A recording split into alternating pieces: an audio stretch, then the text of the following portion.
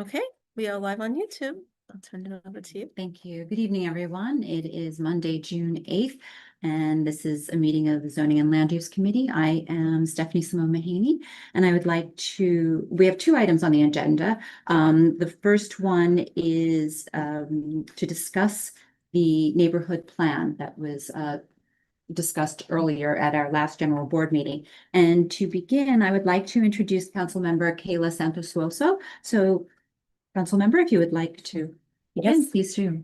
Can I stand to Yes, set up? you Okay, can, yes. would be more comfortable. And there's that a way. camera, Kayla, so if Right you're here. Okay. Okay. Hi, everybody. Good evening. And thank you for having me here at this meeting. So what we're going to talk about today is partially in response to this committee's last meeting, where in response to the application for the 9305 Fifth Avenue, you all recommended that that property be part of an overall neighborhood plan. And I was very pleased to hear that because at the same time, we have had some changes to our zoning and land use process that have resulted from the ballot proposals that were passed in November. So Council Land Use is here, who is going to explain how that process has changed, but essentially to boil it down, Bay Ridge, well, rather CB10, Bay Ridge and Diker Heights is going to lose its opportunity to weigh in the same way on zoning proposals that we have been for the last however many decades. Essentially, we are not going to be part of the ULURP process that moves through the city council when it comes to housing. And we are concerned that because of that change in process, there will be an influx of one-off applications, particularly in areas that don't currently allow for housing, given that we're in such a pro-housing climate. And so as a result of that, we have started to engage in the process of trying to put together a neighborhood plan. And by that, I mean, set up the infrastructure so that the community together can decide what we want areas that are really prone to development to actually look like. It's our best defense against losing this ULURP vote. And so I won't get into the details. That's what the experts are here for. But I'm here hoping that we can all work together. I think this committee is a really important part of that process. And I think this is a unique opportunity for all of us to really dictate the way forward, especially when, this change of process is essentially trying to deprive us of our voice. So you'll hear more from the council land use team. I'm here too to answer questions to the extent that I can. And I'm just grateful for your attention and hope we can work together on this moving forward. Thank you very much. Thanks. Okay. So if the council land use team would like to begin, this is Gabriela Valerio. Thank you very much. We'll also stand.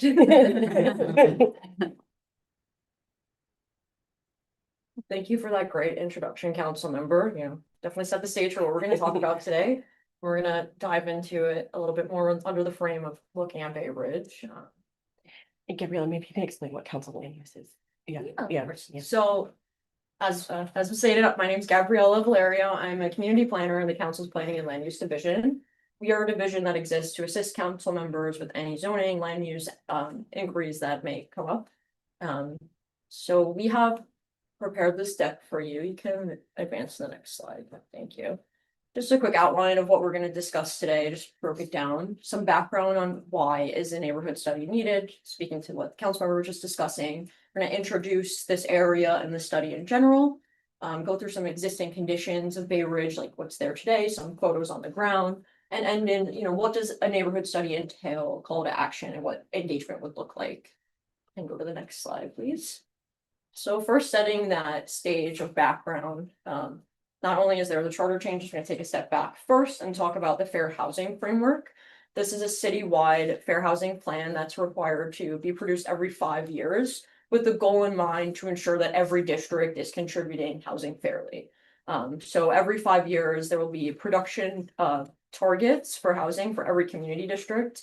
The first of that is supposed to be announced in October of this year, so we haven't seen those targets just yet, but it's worth noting that this plan may flag areas with restrictive zoning districts for reform to meet those targets. And this map that we're looking at here is housing production over a 10-year period from 2014 to 2024, it's housing units and new buildings completed specifically, with the darker blue shading, meaning more density, more units, and the lighter blue meaning less. We can divert our attention to this area, which is Bay Bridge. You can see it's very light blue. CB10 produced 523 units in this 10-year period, which is the lowest of any Brooklyn Community Board. So it's fair to say that, we will see in October 2026. However, it's fair to say that they're going to have some targets for this area to contribute housing fairly. So let me pair this with our next slide, please. The city charter changes that the council member was speaking about, specifically the fast track for housings in 12 designated community districts. So they will identify the 12 fast track community districts, and they'll be selected on a 5-year basis based on the lowest affordable housing production. So housing projects within those 12 designated districts with that reach a threshold with MIH or mandatory inclusionary housing, so therefore affordability, they will then get to skip the council review process. So that's kind of what this graphic is showing. The first one is the typical process that, sure we're familiar with, where the community board would get their 60-day review process, followed by the borough president getting their 60 days. 30. Thank you. The CPC getting their 50 days, and it ends with council getting 50 to 65 days, depending on scope. This new process would look something like this, where CB and BP are running simultaneously, and it ends with CPC and cuts out the council entirely. So this is just kind of showing you what that would look like. And once this starts, it hasn't started yet. It's stated to begin next year, but it's still a little up in the air. It's not bogged down entirely. So you can go to the next slide, please. This is also just speaking to the charter change. As I noted, the official list has not been released yet, but based on data that is available, this list here is a good guess on who would be in the 12. And unfortunately, as we can see, Brooklyn 10 is at the top of this list that produced the least amount of affordable housing. So, unfortunately, it's kind of inevitable that we are going to be, or we meaning CB10 is going to be impacted by this change in the city charter. You can go to the next slide, please. So just kind of sum up that background and kind of like nail in the coffin on why should we study a neighborhood plan now. One, first and foremost, to reclaim that full land use power by advancing past the bottom 12.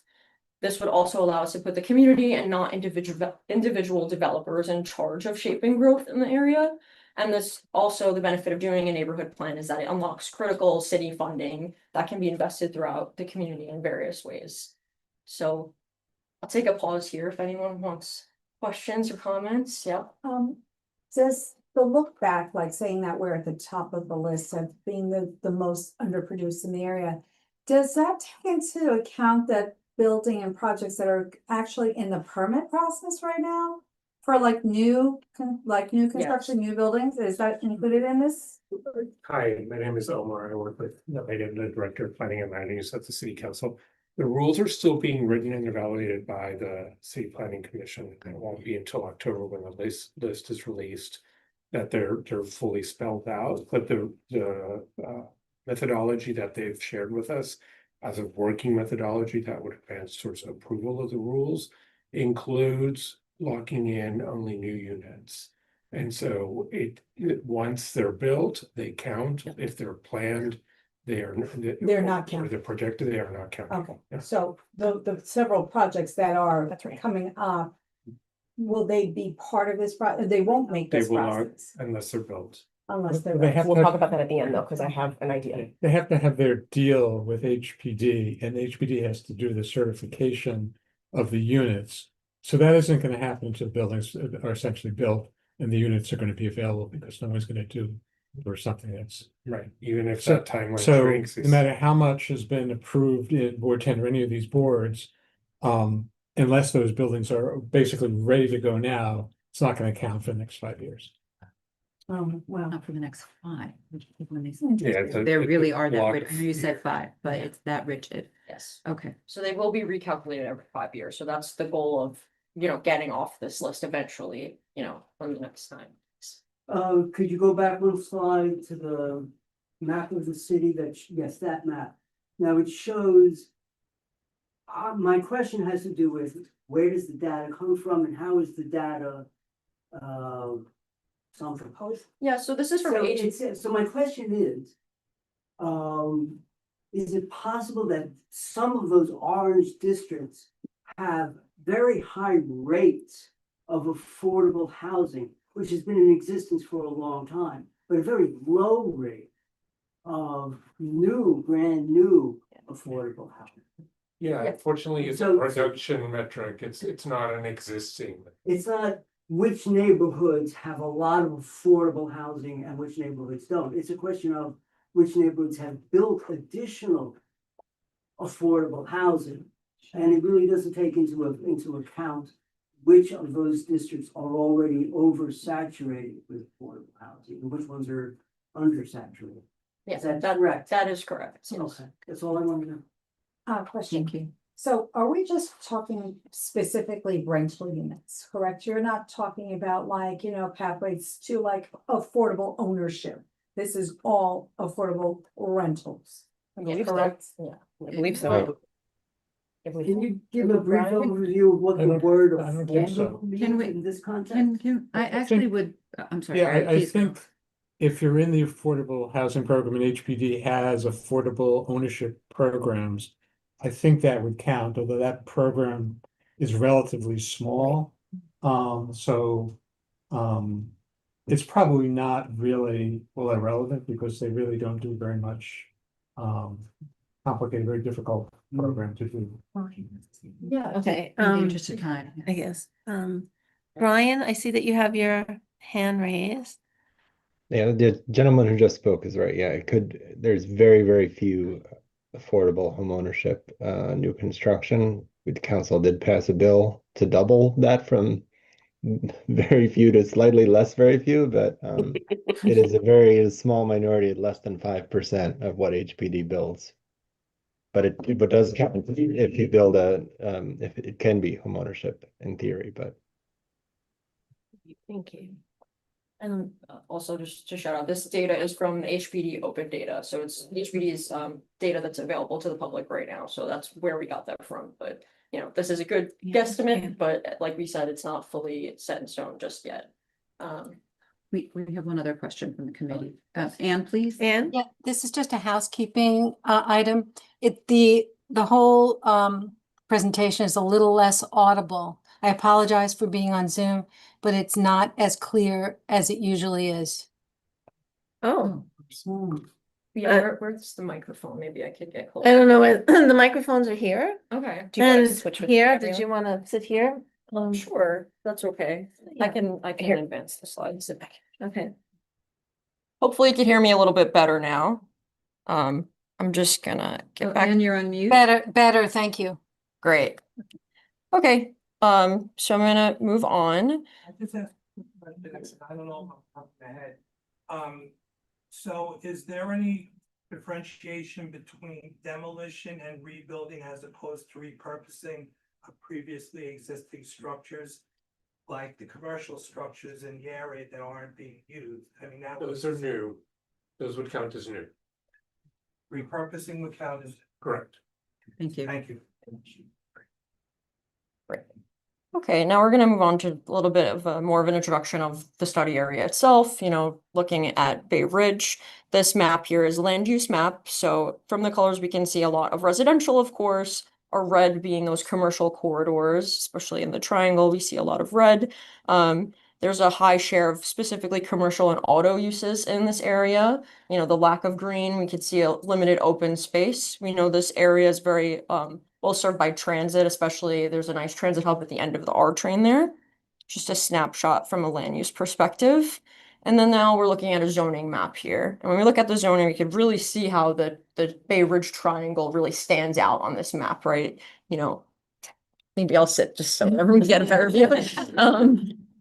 So we can see from that dark red section, that is a CA2 zoning district, which does not allow any housing. It does allow most types of commercial, but does not allow housing. And, this area is really varied in zoning. We have as low as like R2 districts, single family homes, and all the way to like R7A, R7B corridors in this district, but mostly around the triangle, we're looking at R5, R6 mid-level densities. Have some, shots from on the floor action here of, existing conditions of this real auto concentration that we can see. Zoning really encourages these car dealerships and auto body shops to locate directly adjacent to transit and residential communities, as we can see in this picture. I'm sure we're all familiar with these areas. Another compelling thing I feel is observable around in this area is cars parking on sidewalks. These auto uses allow cars to kind of spill into pedestrian spaces, which causes unsafe conditions ultimately. So some auto orientation existing conditions here. I know we're kind of looking more at what's going on in Bay Ridge to date, some recent rezonings and new buildings. This map in the middle is showing housing development from 2010 to 2024. You can see through the legend, like the larger the dot, the more units. As we can see, these dots are pretty small. Hasn't been a ton built here. On the right side of our screen, we're just shouting out some recent rezonings that we're probably all familiar with. For 195th Street from 2019, we have 312 97th Street in 2020, and then just recently this 9201 4th Avenue. So what we can kind of surmise from this is that these single one-off private rezonings are slowly starting to shape the area without any public investment or guiding vision. We take them case by case rather than coming to the table and looking at the area holistically from a point of, where we can decide together where housing feels more appropriate. As we, go through this process, these goals will be probably changed and reformed throughout the community, which we love and we want to hear. But just at this preliminary stage, things we're thinking of is supporting housing growth that fits the neighborhood character through community planning. So that would involve a lengthy engagement process that, we want to hear from you and hear the community's input, can secure city investments in community serving infrastructure, and overall improve the safety, walkability, and quality of our open space in this area. And that will be accomplished through a proactive planning process. Bay Ridge really does present a unique opportunity for development that can deliver on affordable housing, community facility space, commercial spaces, and really meet the needs of the neighborhood and deliver housing where it has the most support. That will be dictated by the engagement process. So this graphic kind of shows a little flow chart of how something like this would kind of play out. So we're really at the first bucket, right? Announcing some type of visioning here, which would then bring us into a community engagement process, various community meetings, many different formats, smaller scale, larger scale, really bog down, what the community wants and where we feel growth can occur and is most appropriate. That would lead us to be able to create a framework for the neighborhood plan and therefore have a neighborhood rezoning, and that would come with commitments from the city. And what that would look like at the end, what is the result here? We would have unlocked growth, the ability for growth, and investment in our community from the city. And when we're talking about neighborhood planning, I really want to hit this point that it's more than just housing. We're not going to just talk about housing here. It really will enable a holistic planning and coordinated investment approach. So typically when we hear these types of neighborhood plans, we're thinking housing, which of course is important and will be a part of it, but it's more than just the change to zoning. It unlocks the ability for investment in affordable housing, economic and workforce development, sanitation, quality of life, transportation, streetscape improvement, schools, community facilities. There's opportunities for development on public lands and improvements to open space and recreational spaces. So, this would be much more than just a rezoning. It's way bigger than that. It's a holistic look at the neighborhood, informed and guided by the community. So overall, our key takeaways from, introducing this study and this initiative with you all is that we can proactively plan to meet housing goals through community planning this can allow CB10 to develop housing where it feels appropriate and, have a say in that rather than let single one-off developers dictate that entirely and therefore regain full ULURP power when charter changes are reevaluated in 5 years. And, hitting this point home again, that it's more than just housing. Areas that we identify for public realm improvements, streetscape improvements, beautification, accessibility improvements, that will all come out of this plan. And lastly, we just want everyone to get involved because the engagement process works when everyone shows up and participates, and, everyone will be, notified and be added to email lists and whatnot once we really get the ball rolling and have events planned. But, just a call to action for community members to participate and, form a plan really guided by the community itself. Thank you, Gabrielle. I just want to add a couple comments, and I can't emphasize enough the need for involvement, right? A plan is just a plan. And I think we want to first thank Councilmember Santos also for bringing us into the conversation and for taking this step of leadership to really say, okay, just because a citywide process resulted in an arbitrary list of 12, it could have been 18 communities, it could have been 24. The reason is 12 doesn't really matter. The fact is Bainbridge is now on that list, and she's taken the proactive step of bringing us together to start the conversation.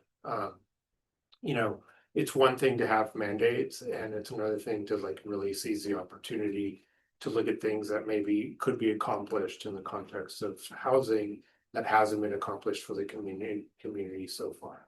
It could be schools, it could be, safer crossings at key intersections. It could be really questioning why the commercial corridor has businesses that sometimes succeed and sometimes fail.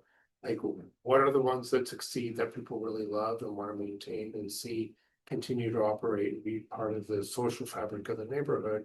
And what are the ones that need a little bit of help? What are the services we're missing?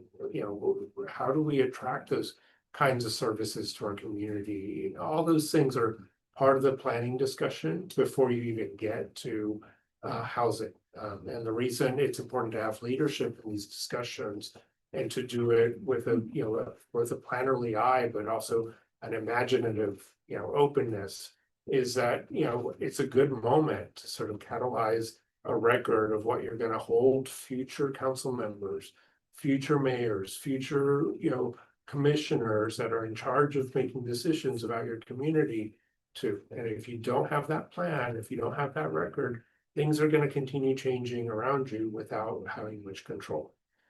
We're not, unfortunately, in a moment where everyone thinks infrastructure investments first. Right? This mayor, got elected on a platform of affordability and housing.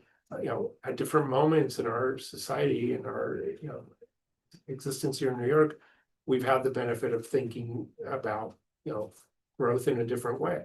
Bloomberg was very much like water infrastructure, in addition to housing and all these other things. Some people focused on parks.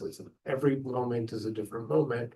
Right now, we're in a housing moment, but it doesn't mean we can ignore all of the other aspects that should be considered in planning. And so we want to encourage you guys to be brave. This is very time consuming for everyone involved. Every one of us here is going to dedicate more to this effort than we ever thought possible. And there's no way to get it right if you don't do that, right? You gotta bring in other voices, bring in your friends. It's actually quite fun. You learn a lot. Always learn a lot in the process. And a lot of the tools you'll be presented with are totally new to you. Okay, what's zoning versus what's planning? How do these terms actually affect outcomes? You might think, what are the tools that are going to help me control what the buildings look like? I hate all these new glass towers. Well, we're not in a historic district, right? So putting out there a set of guidelines for what you want the neighborhood to look like might be a really proactive, important thing to do if you want to sort of have a different conversation than what might happen naturally where you can't control the materials around the building. So all of these things can come into the conversation, but we need to get started. The sooner we get started, the more we'll be able to accomplish, because as was pointed out earlier, the private applications are coming, right? And they have pressure, they have tools, there are other tools that can be leveraged by developers now to get projects approved. Anything, that says housing has a way of moving forward without all of the discretion that used to apply. And so that doesn't mean we're cut out of the conversation. It just means we need to be a little bit more formal, a little bit louder, and a little bit more proactive to have our voices heard. How long does it take to do this? A plan, like a neighborhood plan? It really depends. It could be done in 6-7 months if it's very targeted and there's a lot of energy around the table. But I budget 9 months to a year.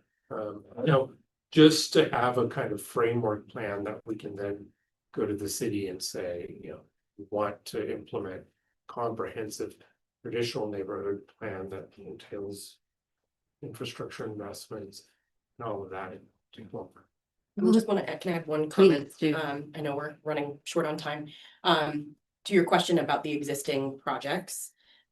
There is some precedent in other districts that have done community planning where the project gets held up through the process as a result of a pending community plan. Oh. So we don't know if this is possible yet with, for Okay. instance, 9305, but it could be that that process could get held up through ULURP, which still exists until the end of the year, if there is a concentrated effort by the community to engage in a community plan.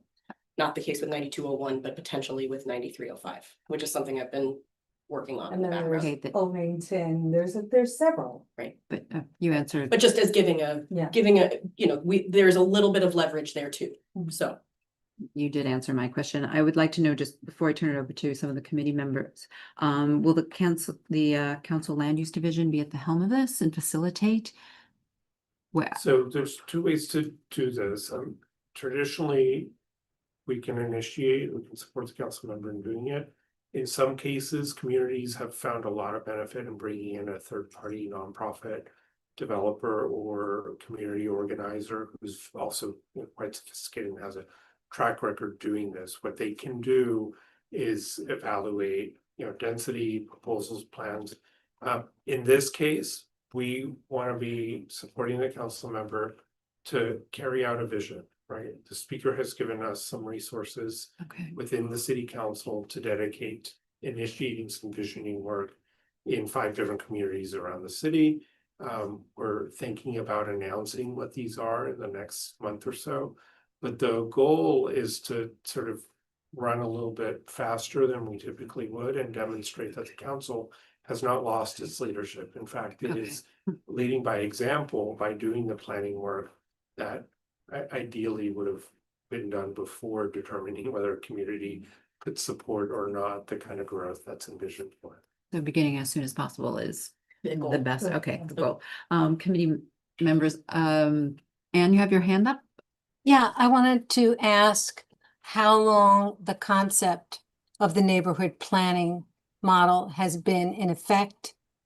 And was it in effect before all of the City of Yes changes and the other recent voted amendments? And has there been, and if so, have there been successful endeavors? Yeah, so community planning has been around for a very long time, having these neighborhood plans. It certainly predates City of Yes. I would venture to say that it existed. And the community board 10 participated in a neighborhood plan, neighborhood rezoning of both Bay Ridge and Dyker Heights in both 2005 and 2007. Both of those efforts, although adopted in 05 and 07, took years of meetings, of sitting down, of coming together as a community, holding different sector meetings. And it looked at all of these things during those processes that predated me a little bit. But I came just as the plans were coming, but those are examples of past neighborhood plans right here in our community. Thank you. Thank you. Carmela? You're muted? Camilla, you're on mute. You're still on mute. I unmute. Okay, there we go. I'm here. Thanks, guys. So my impression is that our neighborhood plan would kind of try and do its best to back into what the city wants, but in the way we want to do it. Is that the intent? Yeah, I mean, I think the idea, Carmelo, is that yes, the city, we won't have the option to roll back what happened with the ballot changes. So Sure. we are Mhm. losing the opportunity to negotiate on new development that's coming in. So certainly Mhm. the city wants to see more housing. Certainly rezoning a sector of our community would result in more housing, but we would have more of a say of what does that housing look like? How much of that housing, where exactly is it going, et cetera, because we'd create that plan, which developers would then have to work within, as opposed to these one-off projects all over the place. So, That's a very good idea. Okay. Very good idea. Does that answer your question, or? That answers my question, and Okay. it's a great idea. Thanks, Kayla. Of course. Are there any other committee member questions? Okay, any other committee member questions before I? Anne, have my hand up again, or is that- No, Anne, is your hand up again or still just up from before? Carmelo. Okay, Mine's down, sorry. okay, then the gentleman, please. Hi, so Kayla, actually, I wanna ask you, and again, this is a very simple question, but it's like crossing all the Ts and dotting. Sure. Is. So when a community plan is formed, Mhm. is that like set in stone, or is that just a suggestion to the city? That makes a big difference. There's two aspects of it, the early framework plan. So No, please. the early framework plan is really what describes the community aspirations. It's like, these are our goals and this is our roadmap, but it does not guarantee outcomes. In order to guarantee or limit outcomes, you need to go through the process of rezoning and setting the maximum heights that can be achieved by buildings on a, section by section area, the maximum density that can be delivered, and the combination of uses for each of the parcels, either by a block or by, certain corridors that are closer to transit or further from transit. And, the mix of what ends up happening in the neighborhood gets codified in an updated zoning map. Right, and so that's what becomes the law that regulates whether or not developers can go taller here or shorter there. Okay, So that process is, a much longer process than what we've described. It could take up to a couple of years, because neighborhood rezonings are still subject to environmental review. They take into account planning for school seats, for early childhood facilities, and for sewer impacts and the kinds of infrastructure you need to support real growth. Now, we haven't played out all the scenarios. It could be that the amount of affordable housing that Bay Ridge needs to get out of the 5 years is low enough that a couple of private applications might get us there, right? If we're smart about like where we concentrated a good amount of affordable housing. But that doesn't mean that you don't still need a plan, right? Because there are plenty of private applications that could come as of right and start to build bigger buildings that were unlocked either through City of Yes or through, general zoning updates. So not having a plan is still leaving certain things to a chance. I'm sorry, I mean to gobble this up. So when we talk about affordable housing, percentages that's actually affordable as opposed to luxury. That's right. So can that be used as a bargaining chip with developers? In other words, I don't know if there's a set amount that they're required to make affordable, or that can be like 100% affordable housing. Right. Yeah. That would be nice. So city-owned sites are usually auctioned or, partnered with developers to produce 100% affordable housing. There aren't that many city-owned parcels within the district here. But to the extent that there are, those almost always are guaranteed to be 100% affordable. If there's a private developer looking to develop, if the zoning mandates mandatory inclusionary housing, it tends to be a set percentage that needs to be targeted.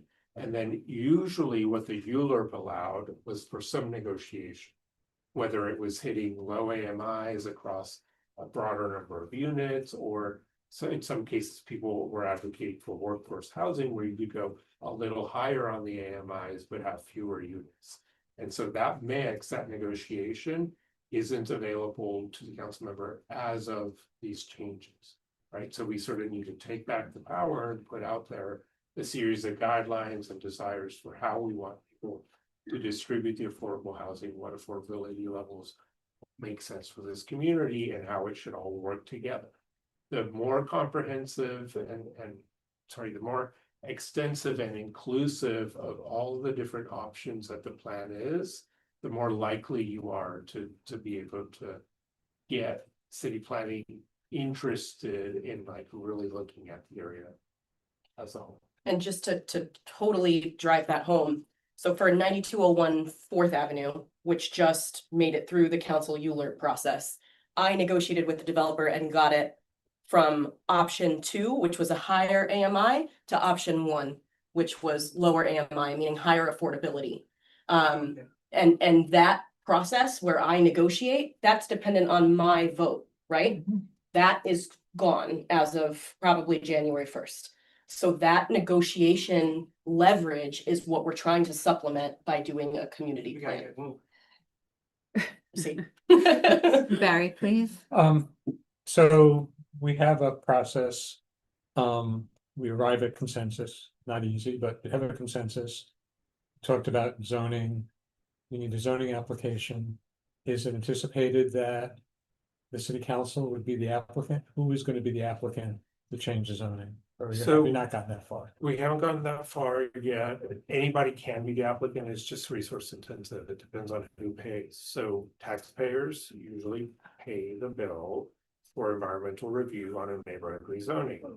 Therefore, it makes sense for the Department of City Planning to continue doing the neighborhood rezonings. But you know, whether this Department of City Planning hires external counsel to do the environmental review, or a private citizen does it, or the city council has resources to do it, is a matter of just how extensive it is and how much it's going to cost. And you know, typically the administration would allocate resources to that. It's a matter of making sure that they prioritize this environmental review over so many others that they might But consider. the administration and the community may not exactly see eye to eye on where the zoning should go. Correct. So That's where I come in. And so we're doing a fair amount of legwork to try to get all parties on board and supportive of this plan. Which, you know, hopefully I'm optimistic, but that's the. and goal. my Yeah, other, as my other. the saying goes, best laid plans, right? There are Right. no guaranteed Right. outcomes. The sooner we start planning, the more, you know, we start uncovering what our obstacles are and where our opportunities lie as well. My other question, which you probably should not answer, is does the city council actually believe that being removed from the zoning process is legal under New York state law? Because in New York state, the law says that zoning must be approved by the legislative body. So the fact that you're basically saying, well, in some boards where we don't think they behave properly, even though that's not really clear in terms of how they've done it, you're taking away the authority of the elected body to make decisions on zoning. Right. So, I mean. Yeah, I mean, it, you know, the council tried to prevent these ballot measures from being on the ballot, right? And didn't succeed. They were passed by the voters and it, you know, it hasn't been tested in the courts, but, here we are. Also. And we have to plan as if it is happening. I think So that's this the could idea. be Contested in court? I'm not, that I don't know if that's a plan. I don't know who's looking at it. I don't, yeah, but. It's a question that was put out there. Yes, yes. I, you have another hand in the room, Victoria? Well, I would just want to thank you and everybody for being proactive. And I have to say, that I'm really disappointed, not in you. I'm disappointed that we already did a plan. That we have a special district, that we volunteered for years doing this. And then it's just totally thrown away. So you disenfranchise our plan. You disenfranchise our vote. And they're lying. Ballot initiative, a lot of it passed because people were lied to. I know my neighbor voted for it, she didn't understand what it was. So when we talk about affordability, that's something I think we have to really talk about, because it's a lot. This new proposal was that we were at the other day, they were new, the one at state. 9305, yeah. So to do the inclusionary housing, you're gonna charge $3,000 approximately for a studio. I looked up what the cost is, it's $500 to $1,300 more than what ours is.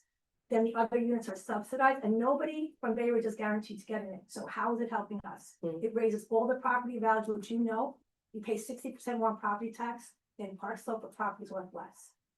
The other thing is that Bay Ridge works, it's like a model community, it's mixed economic age, ethnically, why is that? And then I was just told by the board that 1/3 of our rents are stabilized. So what are they talking about affordability? They're not looking at the numbers, and that I feel is really, really corrupt. But let us know also as community members, how we can help support you and support the plan, you know, how we can advocate, because, you know, I think you're gonna get a lot of support. Well, we need you all on board. I mean, I think that's what Omar and Gabriella were saying, is this is dependent upon robust community involvement, participation, and feedback, so. But what I'm hoping is Yeah. that even if we're doing that, not just our neighborhood, many neighborhoods, that we don't give up, that you need to be honest about the affordability. Yeah. Like, I don't know how things can pass that are laws. Yeah. And how that can stand. Yeah. As well as what you said earlier, what's his name, Barry? As well as what Yeah. Barry asked earlier. Yeah, I don't know how that can be. Yeah, I hear you loud and Thank clear, you. and hopefully affordability is something that through this process, we can really say, you know, what we think is affordable and what we want, you know. But not just that, they're gonna be displacing people, they're taking away affordability. Every time they do this luxury Yeah. slash affordable housing, look at Bushwick. Yeah. It was an affordable working class neighborhood, not anymore. Thank you. They don't look at communities for affordability, they look at units. Right there, something. Mhm. They're defining what we have in our neighborhood by, they said, oh, it's by how much new construction. That doesn't tell you anything about affordability. Mm. So it's just, I don't know. Thank you, Victoria. You're welcome. Any other questions from the committee? In the room? No? Council member? Check this Oh, number. Any online? hands raised online. Okay. Never. If I may quickly speak to what she just said. The way data and statistics are manipulated, Any? this neighborhood has lots of Right. affordable housing. There's over 30% None? rent No. stabilized, they're all People occupied.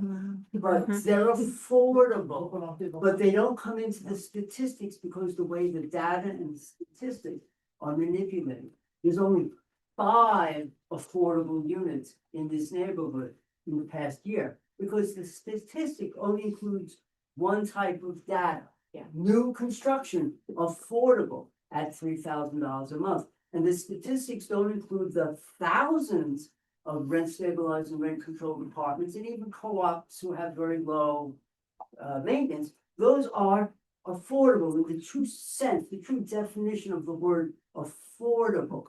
What the statistics and the data are being manipulated to use the word affordable to mean subsidized. Ibrahim, right? So you have a $3,000 apartment, brand new construction, and it's being subsidized. That's affordable. You have thousands of low price, cheap, I'm using the word cheap instead of affordable, Inexpensive. apartments in this neighborhood. This neighborhood has lots of affordable housing, but very few subsidized, which has the nomenclature has been changed to use the word affordable. They're not affordable.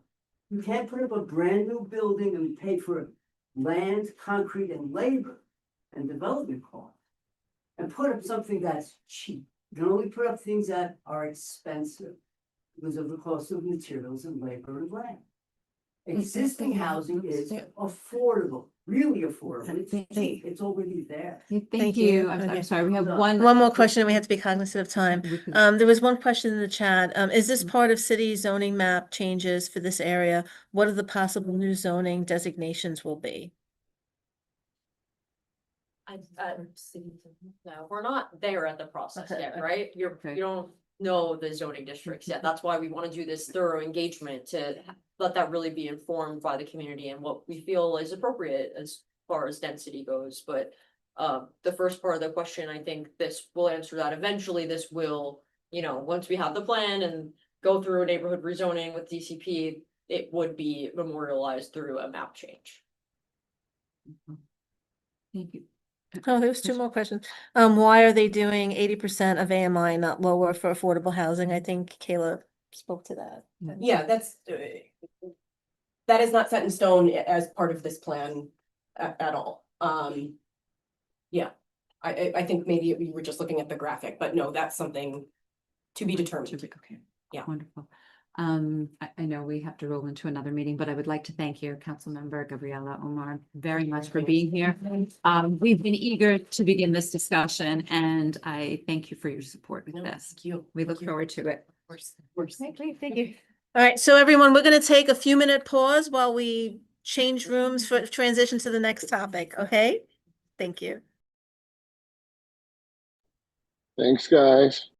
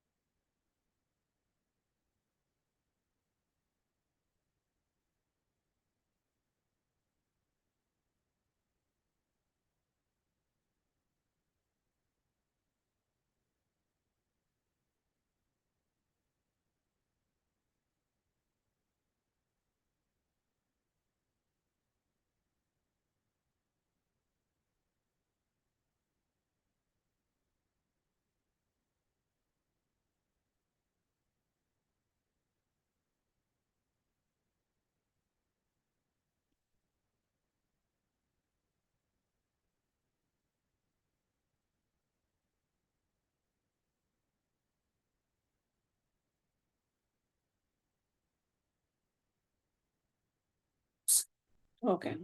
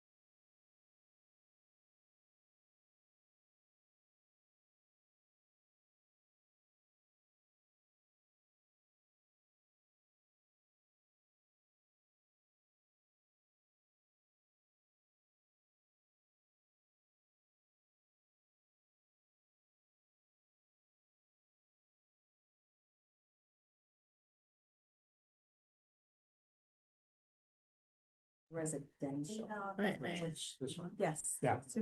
Okay, hi everyone. Hi. Hello, good evening.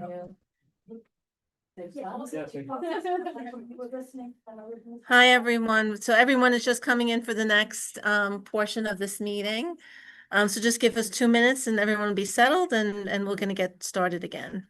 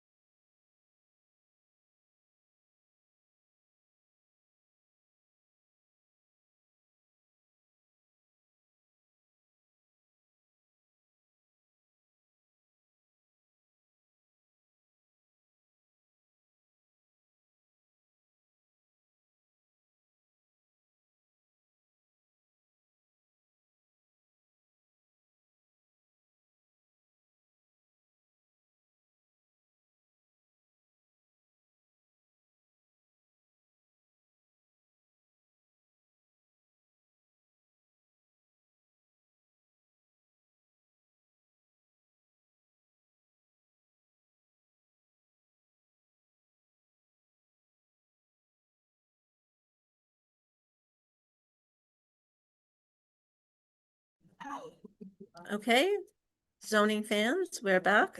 Okay, good evening again, everyone. This is a continuation after our break. We will be addressing the second item on our agenda.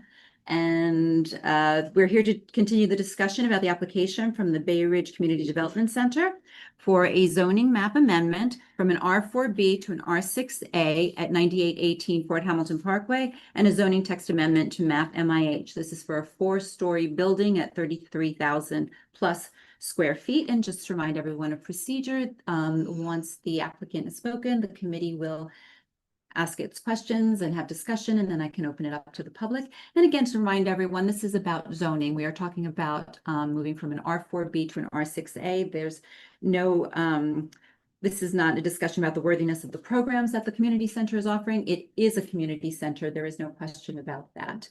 And again, this is zoning, and we are here because there were many outstanding and additional questions from last meeting. And I know that we submitted a few to you, Richard. Sure. And if you would like, we can begin there, please. Great. Thanks to everyone again, Richard Lobel of Sheldon Lobel. I'm joined in the room by, of course, BB and Albie as well as Piero, our architect. We have Amanda from my office who's controlling the slides, and Christina, who is from GZA, just like last time. So just to start off with, thanks again for coming for this second hearing, which is not the norm, but I know there were a lot of outstanding issues. And I would just start by saying that I want to make sure that the people who came and spoke know that they were heard, and that I think that BB and Albie already have just started to take some steps in terms of how they address some of these issues, in terms of how they address visitors to the site. I mean, and I'd like to just, if it's okay, just start with what's happened since we last sat down, and just kind of just as an indication of what, of how we're proceeding in good faith. But if we just want to talk about that. Yeah, do you want to start? Yeah, I think so. So Albie Sake, I'm one of the applicants for this community board. I'm also one of the founders of the community board center, so community center actually. So one of the things that we took from our discussion that we had last week is we heard and we knew about the issues of parking. So one of the first things that we did right away, we implemented 4 parking attendants, and we understand that the points of contention with the parking, it's usually on a Friday between like 1 and 2. So we had 4 parking attendants, and moving forward, we have discussed with the team that's on site that every time that there is a gathering, parking attendants will be available. They actually hired, and they're going to keep those moving forward until whether the center is built and after the center is built. So that will continue with the parking attendants. So that's, we just wanted to accommodate in good faith, work with you and with our neighbors. We don't want to cause the trouble of parking in any conditions. We had individuals that were posted on sidewalks at the junctions of each sidewalk, whether it's 99th Street and Fort Hamilton, or by the hydrants, and or by people's parking lots. I mean, sorry, driveways. So we make sure that nobody was blocked. The second thing that BB can speak more to was regarding our food distribution and how we're working on getting that done. Thanks, Albie. Just to kind of like reiterate, you know, regarding the parking, the 4 attendants that were there last Friday were pushing people more towards the avenue, especially 4th Avenue where there's metered parking, just to make sure that no one was double parked, as that was one of the issues that was raised, as well as, of course, never blocking someone's driveway. You know, just to let you know, we have told the, you know, our neighbors who we consider our friends in the neighborhood, if there is an issue regarding parking or someone blocking your driveway, please make sure you call the police. We have done that on our own many times to let people know it is not okay to block anyone's driveway. Regarding our food pantry, which is twice a month, and I want to make that very clear, our food pantry is not every single week, it is twice a month. We do have roughly about 500 people on the line that come and get groceries, and we do deliver to 200 elderly as well as disabled people in Bay Ridge in the neighborhood. Now, the last time, I know there were some questions about the numbers. The bag that we give out is for a family of 4 to 5 people, meaning that we put enough groceries in there to sustain and to help a family, you know, survive basically on the groceries that we're giving them. And so those are the numbers. I know that some people are asking about the inflated numbers that I had given you. It's not that you know, I made sure that I accounted for how many people we're affecting and serving. But there are about 500 people on the line on a Saturday. That happens between 11 and 2 p.m. I do know that people do line up before that, but between 11 and 2 p.m. After 2 p.m. it's over. And one of the things, you know, I really wanted to discuss is that we have the New York City sanitation that comes in the morning on a Saturday, and then they come right after the distribution and they pick everything up. We have our caretaker here who, you know, does a phenomenal job making sure that that area is always clean. If there's any residual garbage, it is never on the street. We put it on the property or inside the property, inside the gate. If there is anything left over, we make sure that it's cleaned up prior to New York City Sanitation coming and doing that, and that was something that Justin Brennan helped us get, we were paying a private company to come and pick up that garbage every single time we had a distribution. And so again, we consider our neighbors like our own family, and we make sure that not only are they fed through our distribution, but that we respect the area that we we're a part of right now.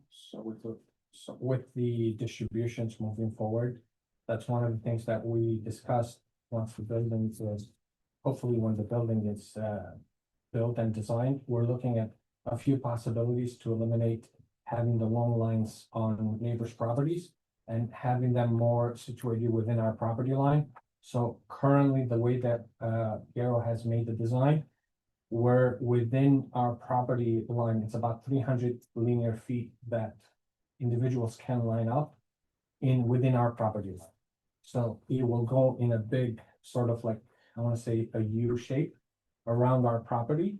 And then the other consideration that we're looking at is doing a staggering of the food distribution so that we can set potentially on different days. So certain individuals can come on Sundays and certain can come on other days, which will require a lot more effort on our end because of registrations and things like that. We are a first come, first serve, so we do not ask anybody what their status is, what type of documentation they have. If you're in the line, you get a bag. Simple as that. So we're working on other avenues to see how we can reduce the number of individuals that will come and stay in the line. Thank you. Sure.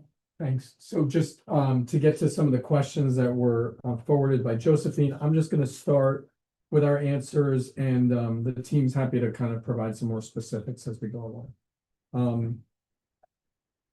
How many individuals currently use the community center on a typical day, and how is that figure calculated?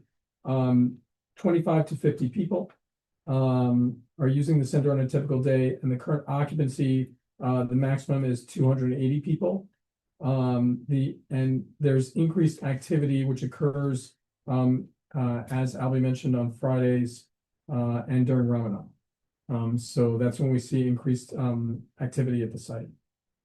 As far as additional daily users, how many additional daily users do you anticipate as a result of the proposed expansion, including participants, staff, volunteers, and other employees?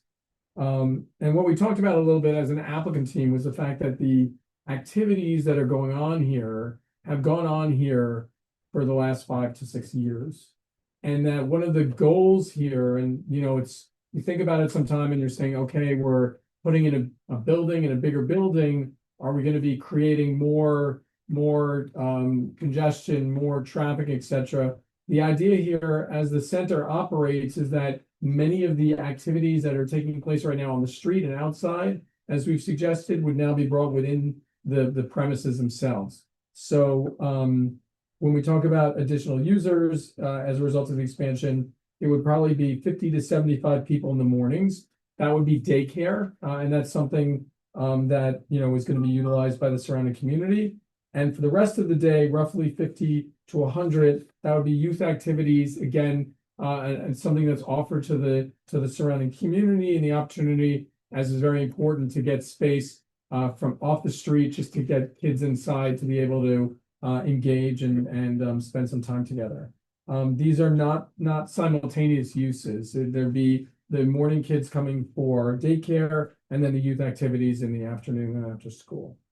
And we're happy to go back to any of this as Stephanie as needed. The center presented a plan in 2021 under the existing R4B zoning. What changes in programming operations, etc., have occurred since that time that now require a substantially larger facility? The 2021 plan involved renovating and enlarging the existing building. Piero talked a little bit about this last time in terms of going to DOB. The plans that were submitted to DOB were denied. And it became clear that the existing building could not be utilized. Particularly, there's the adjacent building, the accessory building, which is as was discussed, from an engineering standpoint, is in disrepair. The proposed plans were formulated since new as of right development would not be feasible, as there would not be enough program space to make new as of right development financially viable. So again, there was a discussion last time about the opportunity to improve the existing facility, to take some of the existing buildings and to shore them up. But given the condition and the, you know, advanced deterioration that had occurred, specifically because the building had been abandoned for about 10 years, this new plan was basically developed in order to allow for new buildings for the facility. A follow-up question to that: which specific spaces or functions within the proposal require the additional FAR and height permitted under the R6A? We're happy to go back into the plans and talk a little bit, but again, under the existing R4B, you'd be looking at a maximum floor area of roughly 20,600 square feet. And under the proposal, we'd be doing about 33,000 square feet. So it's 20,000 existing, 33,000 proposed. The R6A allows more than that, 37,000. The center would only use 33,000. And again, we talked about the base height and the maximum height under the R6A as proposed. The height of the building would be shorter than that. It would be 54 feet total, 40 feet on the first 3 stories, 40 feet, and then setback on the 4th story. What portions of the building would not be possible under the existing zoning? Amanda, I think we don't have to do it now, but we'll put up the 3rd and 4th story plans in a minute, which basically we talked about the fact that you've got the 2 ground floor plans, which basically would be accommodated by as of right zoning.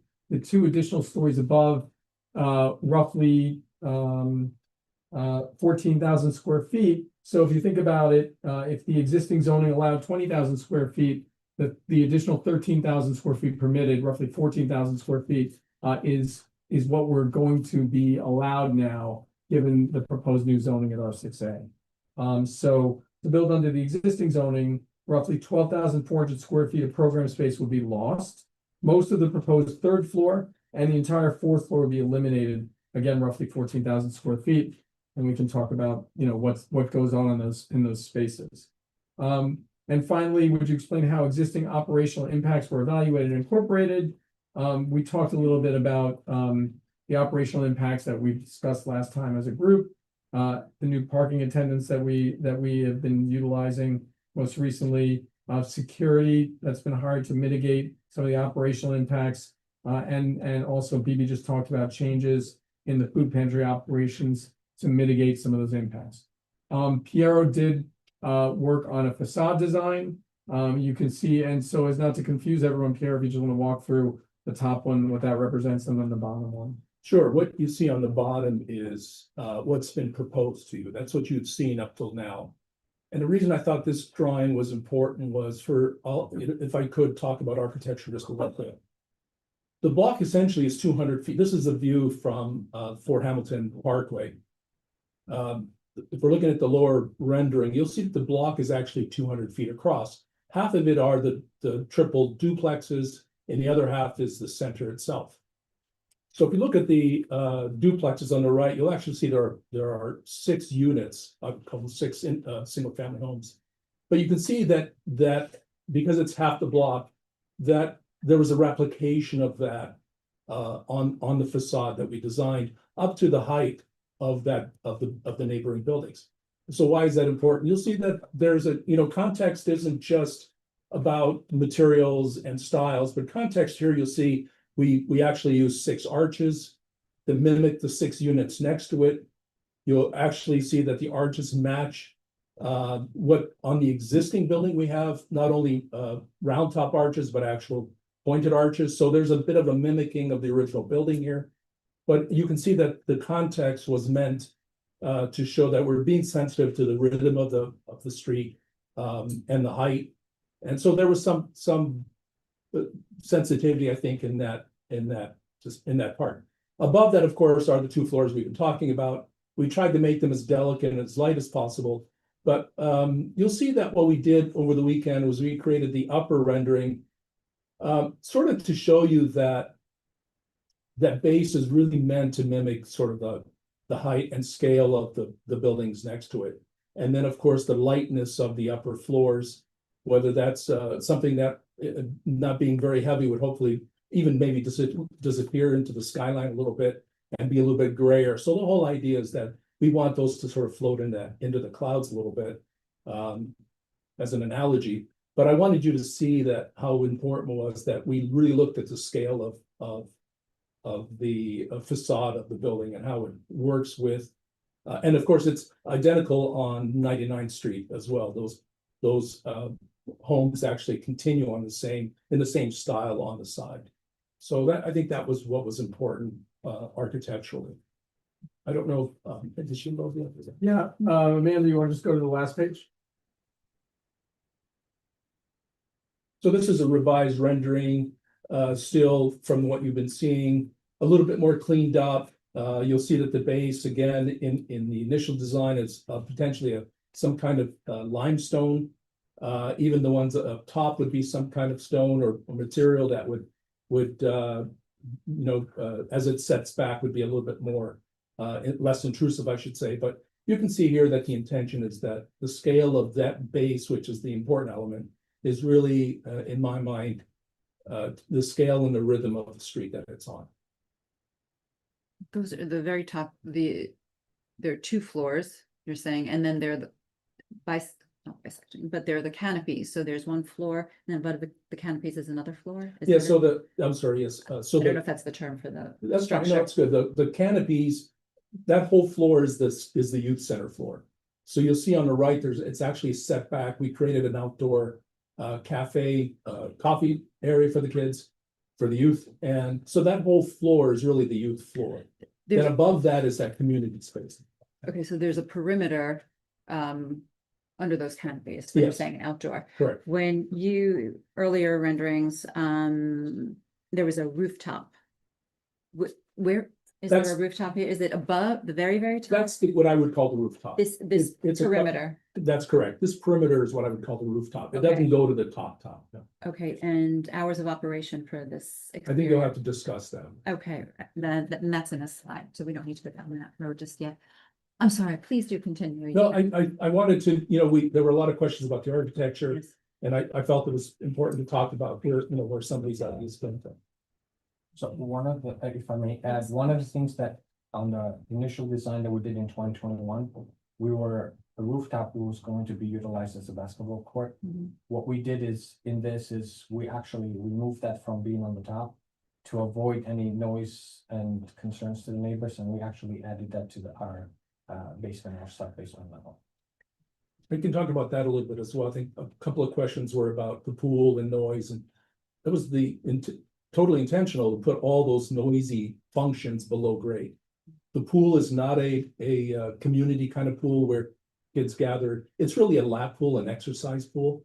So that whole lower level is a gym, an exercise pool, a gym for for machines, and all that. So the intention is all of those noisy things are below grade. So they're really not meant to be. And everything from here up is predominantly the quieter spaces.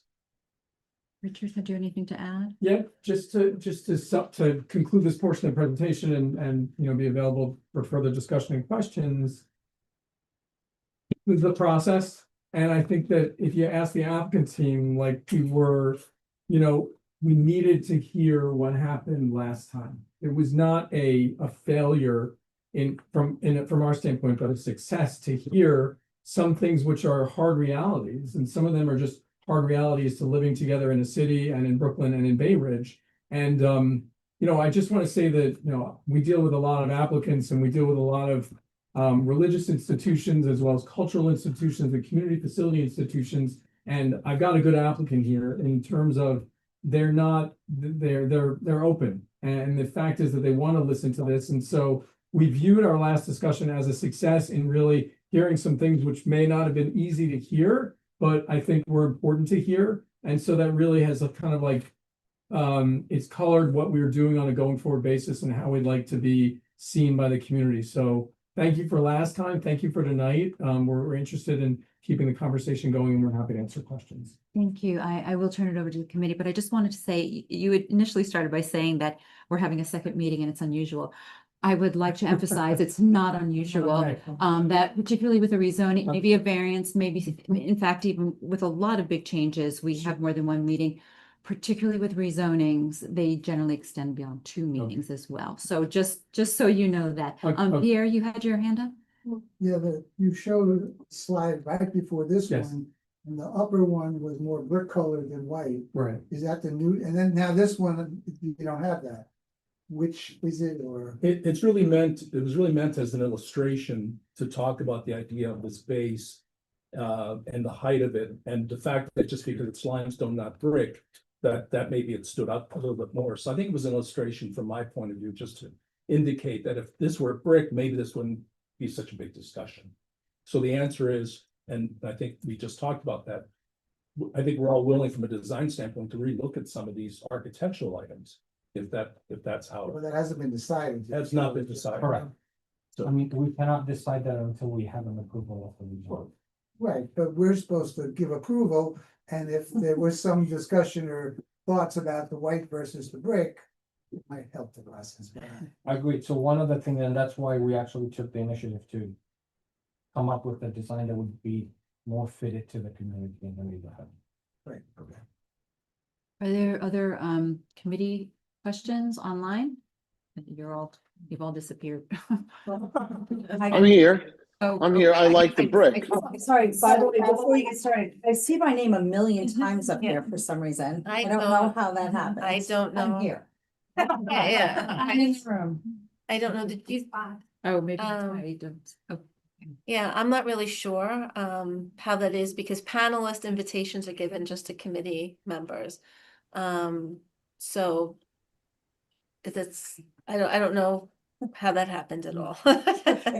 I'm not a Zoom expert. Is there we can see the committee again. I'm sorry. Okay, I'm Just like gonna to stop share. sharing. It's here. Just remember, you're not Okay. approving the facade here. That's not really before you. You can give suggestions about which you think is more appropriate, but that's really not what the community board is being asked to approve. Yes, thank you, Barry. There's one question. Oh, I'm sorry if I'm repeating from last time. Going up 99th Street, how far are you going up? To the end of where the building is now, or to the house that is It's- also part of it? We're short of the house by 8 feet, so we're not even going to the property. There's a gap between. And the entranceway is on Point Hamilton Parkway? There are two entrances to the building. Actually, there are three. There's the one on, actually, if you go back to, do you go to the rendering again, Ahmed? So you can see one on the corner. This is Fort Hamilton. There's also one on the other side, which is really more designated for the daycare center. And as you go down about 3/4 of the way, you actually see another entrance, which is really the main entrance into the building. 99th Street will be the main entrance. Yes, Where it presently is. correct, okay. correct. And it's about the same location. Thank you. I'm sorry, online. Oh, do we have? I don't know. I think Carmela was first. Oh, I was just commenting that the brick facade look makes a big difference. But that's really all I wanted to say about it. And it does. It looks good. It looks good with the rest. I mean, the setback's different, but so what? But I think the brick facade looks good. And you know, if you guys take that into account, that'd be great. thank you, Carmelo. Doris? Yes, hi. I had several comments at the last meeting and I want to follow up on them. You said there were several R6A buildings farther up on the block. There is one on 4th Avenue. Second, you had the incorrect width of Fort Hamilton Parkway. I said, have you corrected your presentation before you bring it for certification? When you say correct your presentation before you bring certification, so corrected at city's plan? To show the correct width of Fort Hamilton Parkway, 99th Street and 101st Street. Yeah, so, I understand that this is this was a question and an issue. We're happy to put the number on the map, but the truth is that we get our information from online city sources. And the city views this as a 100-foot wide street. So for example, if you were building in accordance with certain zoning and they asked whether or not you were on a wide street or a narrow street, they would view this as a wide street. So we can put whatever numbers that are desired on the submission materials, but the bottom line is that this is currently would receive wide street treatment by city plan. Well, it is not 100, it's not the width that you say it is, it's much narrower, as are both 99th Street and 101st Street. And even in your new rendering, when you show the 101st Street side, you show the sidewalks much wider than they are. There are no trees once you get past the development site in front of all the residential buildings. The sidewalks are not wide enough to have a tree. And I would also like to comment, you keep saying with the zoning change, you go from 20,000 square feet to only 33,000 square feet. Like that's a pittance. It is a 65% increase, which is a huge increase. And I think our committee needs to be aware of that. And will there be any parking restrictions in front of the center? No, there's no parking restrictions currently proposed. Currently or proposed? Currently proposed. Okay, thank you. Sure. Thank you, Doris. In the room, Anne? So this is not me. This is a neighbor that had asked me on her behalf because she's sick. She couldn't be here today. I won't be able to attend today's CB10 meeting and I am not feeling well. However, I do have a few questions for them. They continue to mention that this will be a community center. So what community are they referring to? What is their target population? Will this center services, pool, daycare, senior programs, etc., be open to all of the people regardless of their ethnicity, ethnic backgrounds, color, race, gender, and age? What would be the days and hours of operation? Will the programs be funded with city or state funds? The clarification is needed as they are looking for approval to change zoning to a building, to build a larger building in a residential neighborhood with very narrow streets. As it is right now, it affects their present services has been. As of right now, the effects of their present services has had negative impact to all of the homeowners who sacrifice for a year to maintain a safe and homogeneous quality of life. The programs have been exclusive, creating a discriminatory, segregated atmosphere. There has been no attempt to be inclusive and integrated. On top of that, the traffic chaos, parking nightmare, garbage left improperly managed, bringing rodents and other sanitary conditions to unhealthy levels. This in addition to people, traffic, lingering or lounging in front of private homes, driveways, and all sorts of times. Larger building will host more people, traffic, and noise level. Definitely a quality of life issue. So are they going to be inclusive or exclusive for only one community group? This is on behalf of a neighbor. That was a long question. Sorry. I was like, I should have said part A, part B, part C. But so there was a lot in there. I can read. There's a lot there that are program related, and I don't know if we should go into that, Stephanie. They talked about programming. They opened the door. I mean, certainly one of the, so do you want to mention Bay Ridge Community Development Center, what it's all about? I think it's more the question of what the neighbor was trying to get at. Is what the center is, the community center is it inclusive of just one segment of the community and definition of what community means? Or is it?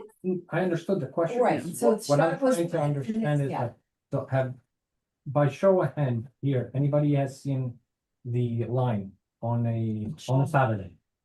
I have never seen anyone who is not from a certain group inside the building. Have you ever been inside the building? No, I passed by it a number of times and have never felt welcome. Okay. There is a sign outside St. Patrick's says all are welcome to St. Patrick's School. Most of the neighbors do not feel welcome, nor do they feel like you're good neighbors. Okay. I will tell you, you open the door.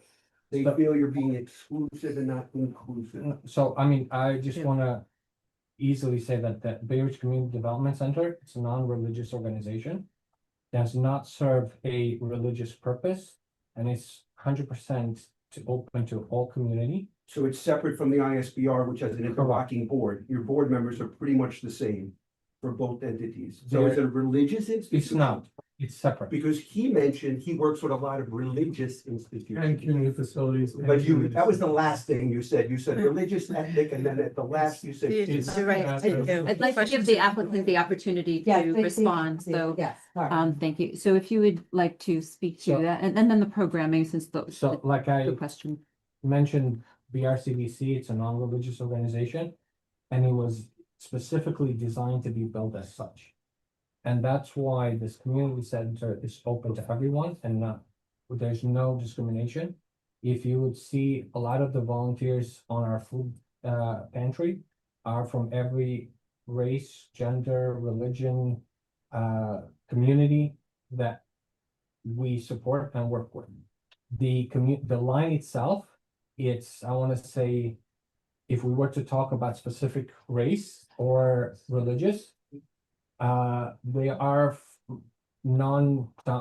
they're non-Muslims, majority of the people. I want to say 85% are, if the community center it's exclusive, then the service that we would provide to our exclusive members.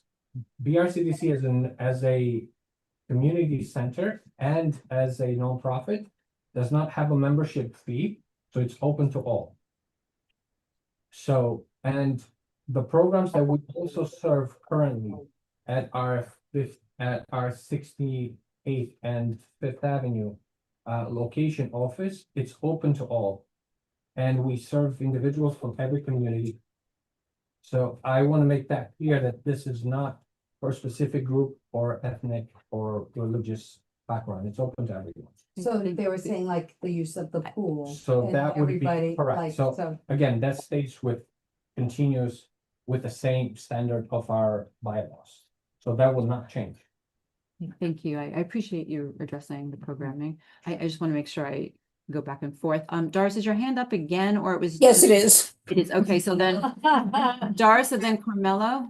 Okay, I want to reinforce what he just said, especially the food pantry, the people who they're a mix of the various people in Bay Ridge, and I would say a very, very large portion are Asian women, Asian grandmothers. But my other question is, there's a group called the Fort Hamilton Islamic Society of Bay Ridge, which shows its location as this center. So you say, and they have daily services. Correct. As I explained that last time when we had that conversation, Islamic Society of Bay Ridge is a tenant on the space, and they have occupied a part of the space since COVID. When COVID happened, due to the COVID restrictions, we made a agreement with them to allow them, instead of praying outside in the street, to utilize the space that wasn't being utilized at the time, so that they can conduct their services. So again, that's a separate. But it's currently used. This wasn't during Correct. COVID. I'm saying we began since COVID with that, and it's currently being used, and it's under a separate lease agreement. But the board members are the same. That's ingenuous. That's not true. Okay, all right. I just need to stick to protocol. Doris, is that you're done? That's it for now. Okay, thank you. Carmelo? During Hurricane Sandy, I don't know if anyone remembers this, that kitchen served a very valuable purpose, and it fed thousands of people. Does anyone remember that? I do. Thanks, Doris. I appreciate it. And remember that this is a religious site. And also remember, would we be questioning it if it was going to stay a Christian religious site as opposed to a Muslim, a use case for Muslim? This is such dog whistling. I'm tired of it. Carmelo, I really don't want to hear this. I really don't want to hear it. Carmelo? The use of the building is their business. Carmelo, We're just dealing with the zoning. That's it. We are dealing with the zoning. Some of this was about the programming. And What does that have to do with it? because the questions came from the community and we're trying That's to give okay. everyone, and they have, I'm giving them a chance. They have responded. And again, I I want, understand, but I wanted want to make bring my it back to case. zoning. At the moment, it's when it was decommissioned, I guess, as a church. We're now dealing with a structure, a new tenant, new owner. And it's very clear that we respect their property rights, and they are, as of right, they can build a community, they have a community center, and they can Yes. do a community center. I'm reaffirming what you're saying. Thank So you. I'd like to go back to zoning. Thank but, you. Ann Falutico first online. Yes. Program and mission aside, I think the density, the height, and the massiveness of this structure, in my opinion, is not acceptable in this location. I agree. Plain and simple. I don't have any questions about it. The brick looks better, yes, and I appreciate the efforts, but it is the size of the building that does not belong in that site in the middle of the residential area. Thank you, Ann in the room. Okay, so now this is me, Mhm. not any other, so going back to the zoning, and you're trying to figure out ways to do mitigation for the which is the biggest two bones of contention in the neighborhood that have had a tremendous and ongoing impact that's been negative to the community, which is the hazardous parking and the dense food lines, even this past Saturday, which was blocking the sidewalks and the housing and the driveways for the residents. And from firsthand witnesses this past Saturday, they did see the valets trying to direct traffic, but it was chaotic. There were reports from local residents that were saying that there was arguments that were happening as they were passing by, that they were witnessing as the valets were trying to direct traffic from the double parking situation. So there's still an issue with that. Now, as the center, and even though you're non-religious, but you do have religious activities happening at the center, you know, as a tenant. How is the messaging getting to the outside? Because Vivi, you did mention that you have participants or people that come, like congregants and participants to the center that are not just very local, that can walk or take the bus or take the train. They're coming from other areas that they're driving in. How is that being mitigated before they even get to the center? Like even for prayer, like about being directed to other municipal parking lots. There's one ginormous one on 86th Street. And there's other parking areas that are, you know, instead of even driving it up to 4th Avenue, which is still very tight up there too. Now, and building bigger. So the other thing is I believe your center is growing. Yes? That's why you need a bigger space, because you have multiple levels. Now, it was mentioned last week by another committee member, is this the appropriate space, considering that your center is growing? Or is there even a look at another space such as TD Bank up the road, which is a much larger space footprint that even includes parking? But this center is very large in scope, and it is out of line with the current neighborhood setting. It's just a very tight corridor, regardless of what they say. And if you look back, even when they were building the Verrazano Bridge, they had to narrow this side of the roadway, not from 92nd Street to 86th Street. This side was narrowed. So that does need to be brought into consideration, because that was the city planning under Robert Moses. So it did change. So center's planned growth seems out of character with what is currently, and you're already over capacity right now within the if you think about it. I'm sorry if I'm being long-winded, but it seems like it's already over capacity within the footprint. And that is the fear of this neighborhood, that it's going to get worse. Would you like to respond to any of that? I don't know how to respond. Or you just want to make a comment? You know, Because if we're gonna be playing, you know, if we're gonna be playing the same game and calling apples apples and oranges oranges. If we're dealing with zoning, right? First of all, by zoning, this is a 100-foot wide street. It is on every map. The city treats it as such. It's 100 feet wide. And we're doing this by zoning.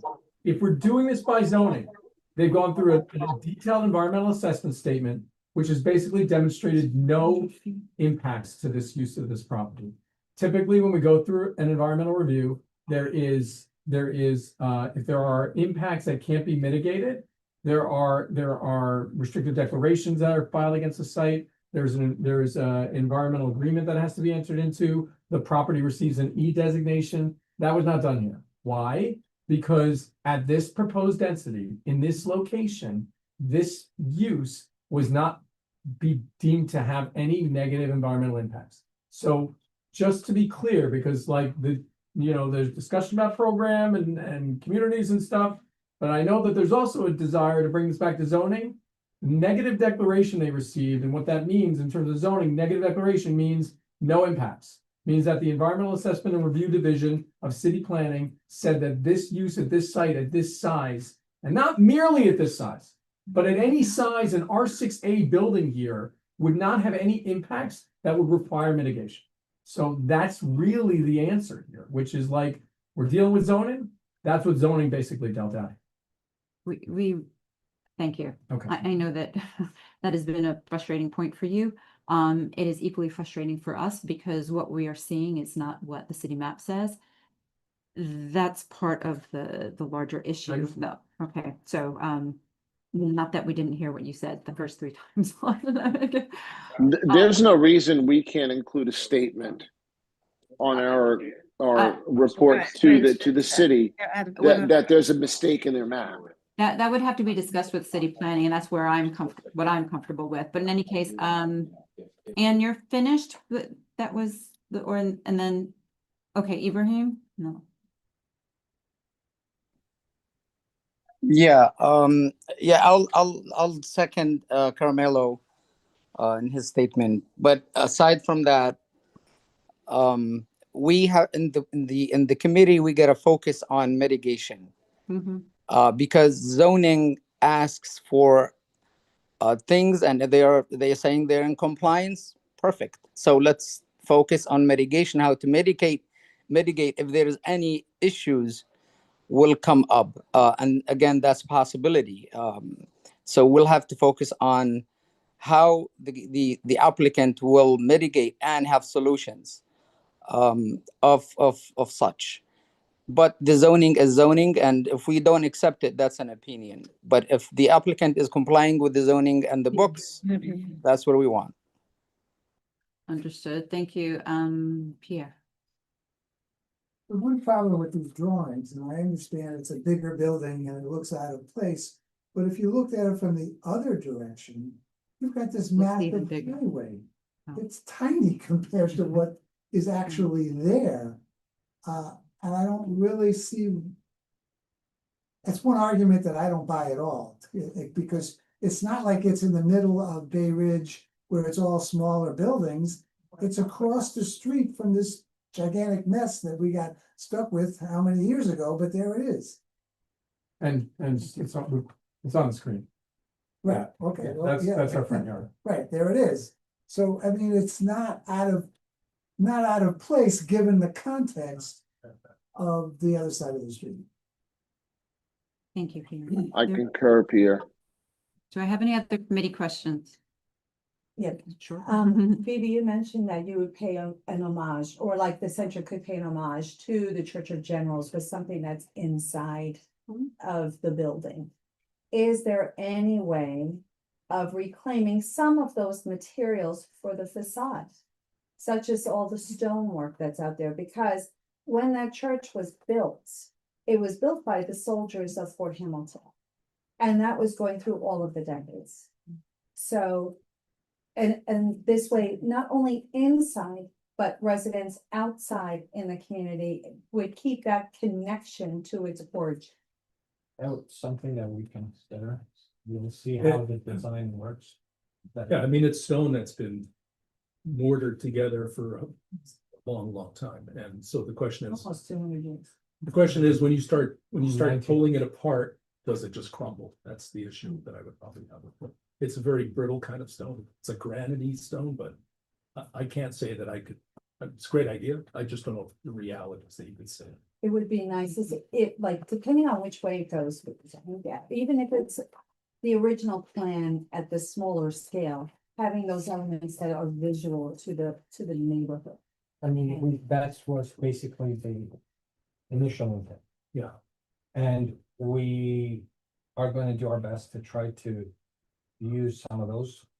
Unfortunately, if they're usable, then great, we'll work with Aero. He's our designer and architect, so And the reality is there's not a lot of it there. If we could reuse it all, there's not a lot of it there considering the proportions.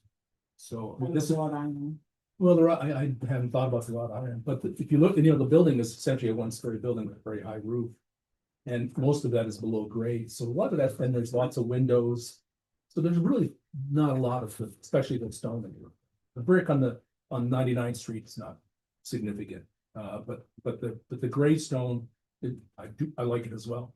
I just don't know if there's enough to make a difference, but if it's a possibility, we certainly consider it.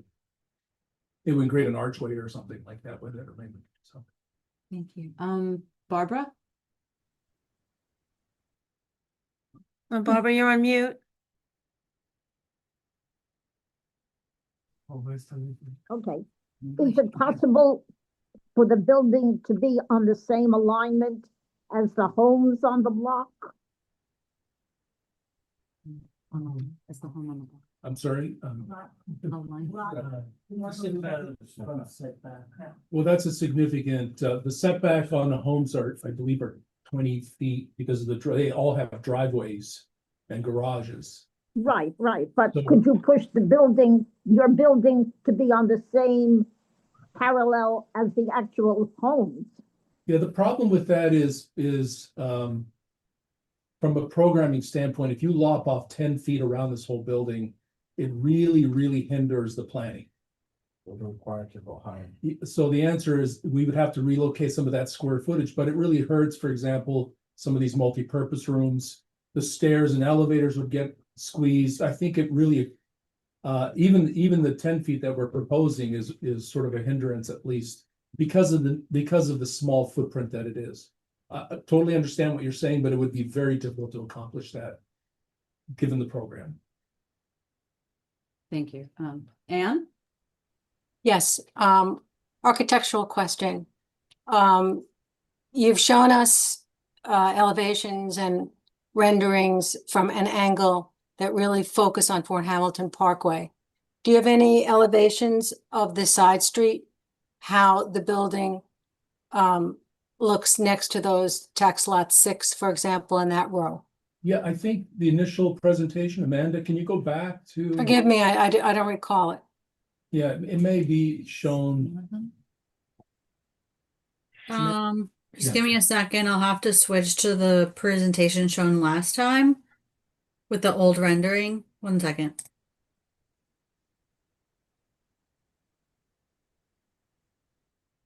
If this was me, it would take an hour. Me too.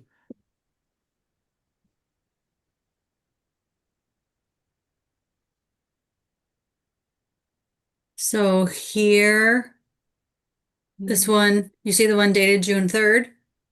Yes. Yeah. Yes. Okay, so this angle shows a little further down the side street. Please ignore the two-way traffic. But by the way, those trees are somewhat accurate. The large tree, and you can see they're even bowed away because of the sidewalk. So we try to make the large trees accurate to what's actually there. So these would be, the building would Well, be just above the tree line or not, or at the tree line? Correct, yeah. So, and we can go back and look at the existing photographs. But if you go to the next couple of, when you get to the elevations. Yeah, so you see there, the bottom left is 99th Street. So you can kind of see, I guess I don't show the. Side street and then. Thank you. Yeah, so it's really quite similar. Why is 99th Street showing two-way as a two-way? I'm sorry. Yeah, it was an error in the rendering, so we tried to correct I don't know who that. that, I don't know who that was. Okay, if you're not part of the committee, could you please just hold off until? Question, so the new structure up to, let's say, 4 stories, how does that affect the surrounding homes regarding shade? And, like the houses on either side where it comes out, so the central would come out to the full property line. Well, neither of those, Sorry. Go ahead. I was gonna say, neither of those actually have any windows on that side. This is, you can see the lower rendering does show a shadow line on the building when the sun is directly south. Otherwise, if you look at the last rendering we just did, it was much more accurate as to the highway and the shadow that the highway actually creates. But, and so there's really no, not to testify to it, there's no shadow cast on buildings on the window sides of buildings. Well, what about the back doors of the people that are on the other side? Those would Like, be the those are back. Those are the other ones that would have natural light that now would be somewhat impeded by that. I would be happy to do some shadow studies for you. Just curious. If you, Amanda, if you go back to the site plan with the green. So you can see how far back those buildings are. The sides of the buildings aren't affected, and you can see that there is yard space between the buildings as we go further. So if I may interject there as well, currently the current facility that's there, if you notice, we actually have in the back for people's backyards, that green section doesn't exist. The current facility covers that entire space, and there's only a 4-foot difference from tax lot 6. So it's much closer to tax lot 6, the current facility now, the current building. And it's actually all the way to the property line on both ends, and it's a 2.5-story building. So it actually provides more shade now than you would once this is built, because of the parking, the green area in the back, as well as the 8-foot side yard that we're leaving that would separate from tax lot 6. So the back and then the side yards are all 8 feet? So the side yard is 8 foot, the back one, if you can. When we talk about the back, is that the? So from 99th Street side. Okay. And that's the side yard, so that's 8 foot. Currently, it's 4 feet. We're actually pulling the building away from the tax lot 6 neighbor. So we'll give an 8-foot side yard. Thank you for the explanation. Anna? Yeah, another architectural question. May I see again the 3rd floor and 4th floor plans to see where the side walls rise up? So functionally, the Okay, so the 4th is really a complete coverage of the footprint. No, it's smaller. Oh, no, here. Okay, I see. So that's where you have the canopies, if you will, Right. going around on that level. Right. Is that it, Anne? Are you still thinking? I'm still thinking. Oh, okay. There's the library, under the floor of the library, it's a continuation of the outside porch. Under the floor of the library. Oh, the 4th. Yes. Okay, fine. Okay. I thought that the 3rd was on the left and the 4th on the right. Okay. Yes, thank you. I see it. Okay, Doris? Oh, Doris, you're on mute. The renderings of the 3rd and 4th floor. Could you put those back again? No, the renderings where you see the rooms at the plan. Thank you, Anne. You show 3 classrooms on the 3rd floor. Are they for daycare or other uses? This entire floor is the youth floor, so it'd be not be for daycare. Okay, but I just find it odd that this is the youth floor, but there are no bathrooms. There are small bathrooms that are located on the floor above and the floor below will accommodate this level. Okay, I just find it odd. Okay, Barbara? I just wanted to ask again about the classrooms. What exactly will take place in the classroom? Classes? ESL classes. Oh, this is daycare or is it? No. Okay. This here has to be located on the 1st floor, is that correct? That's what Okay, attached to the green space. With classrooms, there could be ESL classes, it could be meeting spaces, for example, for the youth. Sometimes the kids want to get together and they want to like throw out ideas about, events that they'd like to have. So I think the word classroom is not maybe an accurate room, but it might be a youth space with a table like where we're sitting at right now, where they can plan events and projects. Then what about the youth room? What is that for? I want to put a really nice pool table there and a ping pong table and let the kids enjoy that space rather than be on the streets of Bay Ridge. Sort of recreation center? Yes. Question, for the daycare, how big will it be? Or like, what will be accommodation for the size of the daycare? And it will be all day or is it half day? What does that look like? So we don't have that yet. Again, that's programming, so that's something that it's 3 years away from now. So we haven't reached to that point yet until we know for a fact that this is going to go through.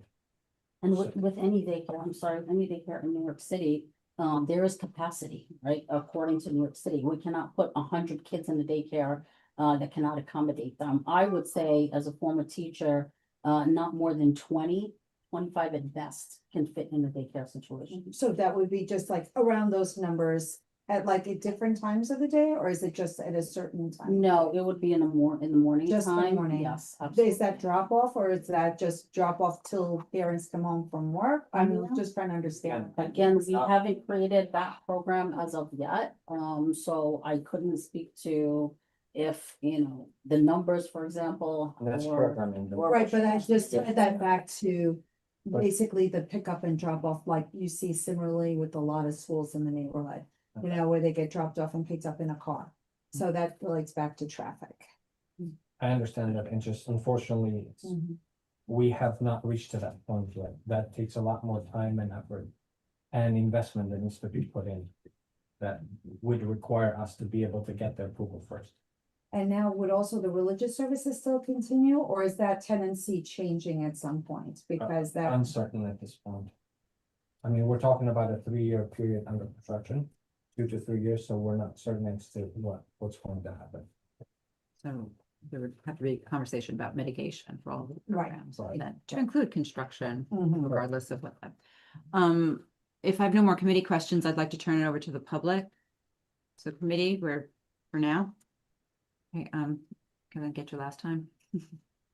Please, sir, go ahead. It's all proposed. There's nothing set in stone yet. If they get their zoning changed, more than likely, all this, that they're showing us now is going to the garbage, and they're going up 95 feet. Because that's what the law allows them. They can go as high as they want, and they don't have to worry about how many, tight, make a small space here. Every space could be a big space, you've got 95 feet to go up. Almost double what they want, they're proposing now. I'm not saying you're going to, but more than likely, that's where it's going. I can respond to that very Please, quickly. go ahead. We're limited by the FAR, the buildable square footage. We're only allowed 36,000 square feet to build, correct? Yeah. So we're building at 33,000 and that's on the 4th floor. So an additional 3,000 feet will not allow us to go to 90, realistically speaking. So You can still go higher when you're going out, but you're proposing that. like I said, we're only allowed 36,000 square feet because of Right, how many? the How many? the lot limitation. Is 36,000, you're saying? The lot limitation max is 36,000 square feet. And how many floors is that? It's 3 times the size of the lot, 3 times 12,500. That's as So much. how many, what's the maximum height you can get? You said you're only going 54, only 54. What's the max you could go if you wanted to go higher?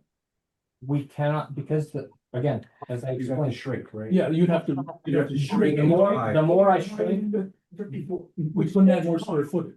So there's a ratio, there's an offset. You either go tall and skinny or shorter and squat. So just to be clear. Okay. Okay, I wasn't.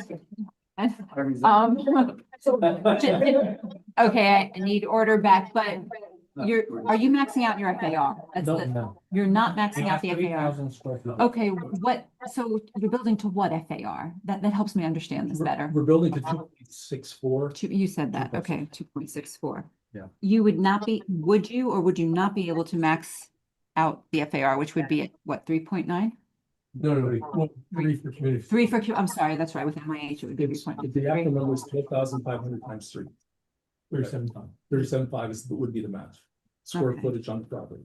Here's our community facility. I do have to address that one of the concerns always, not just for this particular project, whenever we talk about rezoning, the zoning runs with the land. So regardless of what building goes here, there is the possibility. You never know. We have to address that, just state it. We've had it happen. Yes, have had it Yes. happen. The building could be sold. It could become residential. It could be nonprofit residential. I know we discussed the nonprofit versus for-profit, and in which case they could max out the FAR with the MIH. Just stating that for the record. I know we had other questions in the room. We'll sweep this way if I don't have any over here. No? Okay. Please. My name is Viviana Hernandez, and I have lived on Fort Hamilton for over 15 years. I believe, and I don't know who exactly looked at the study in terms of parking. When you had Ramadan celebrations in your center, there were at least 100 cars underneath there. I even took pictures. So where you're going to accommodate even more people, I really have a problem that will not impact the community. That's number one. Two, I believe it's too massive for the area because of the character of the neighborhood.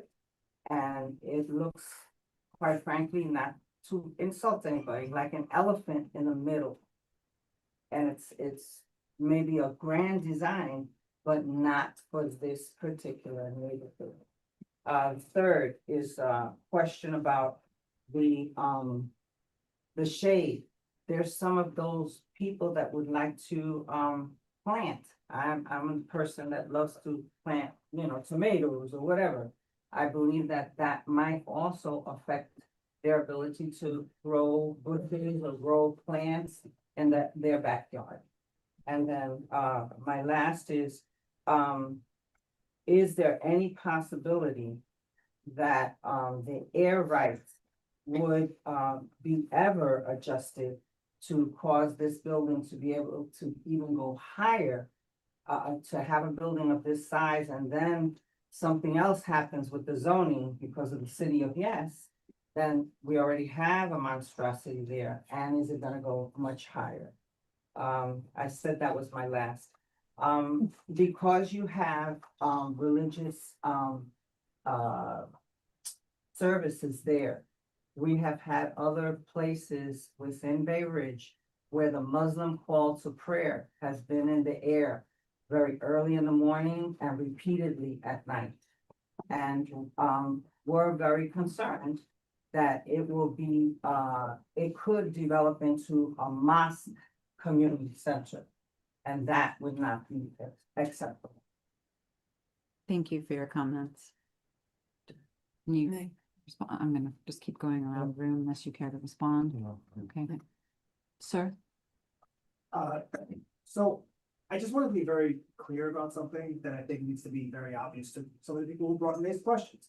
The number one answer is, as a member of the community who engages in the volunteer services at this organization, is in fact open to everybody, and I've engaged with most of the people there. I've helped them find food, I've find clothing, I've engaged in tabling services. The mistake everybody is making is you're confusing the Fort Hamilton Islamic Center, which is right now the primary tenant of the tiny space that exists, with the BRCDC that's run by Sister Bibi here. She has a program that provides book bags, jackets, books, pens, social services, social working services, immigration services, food.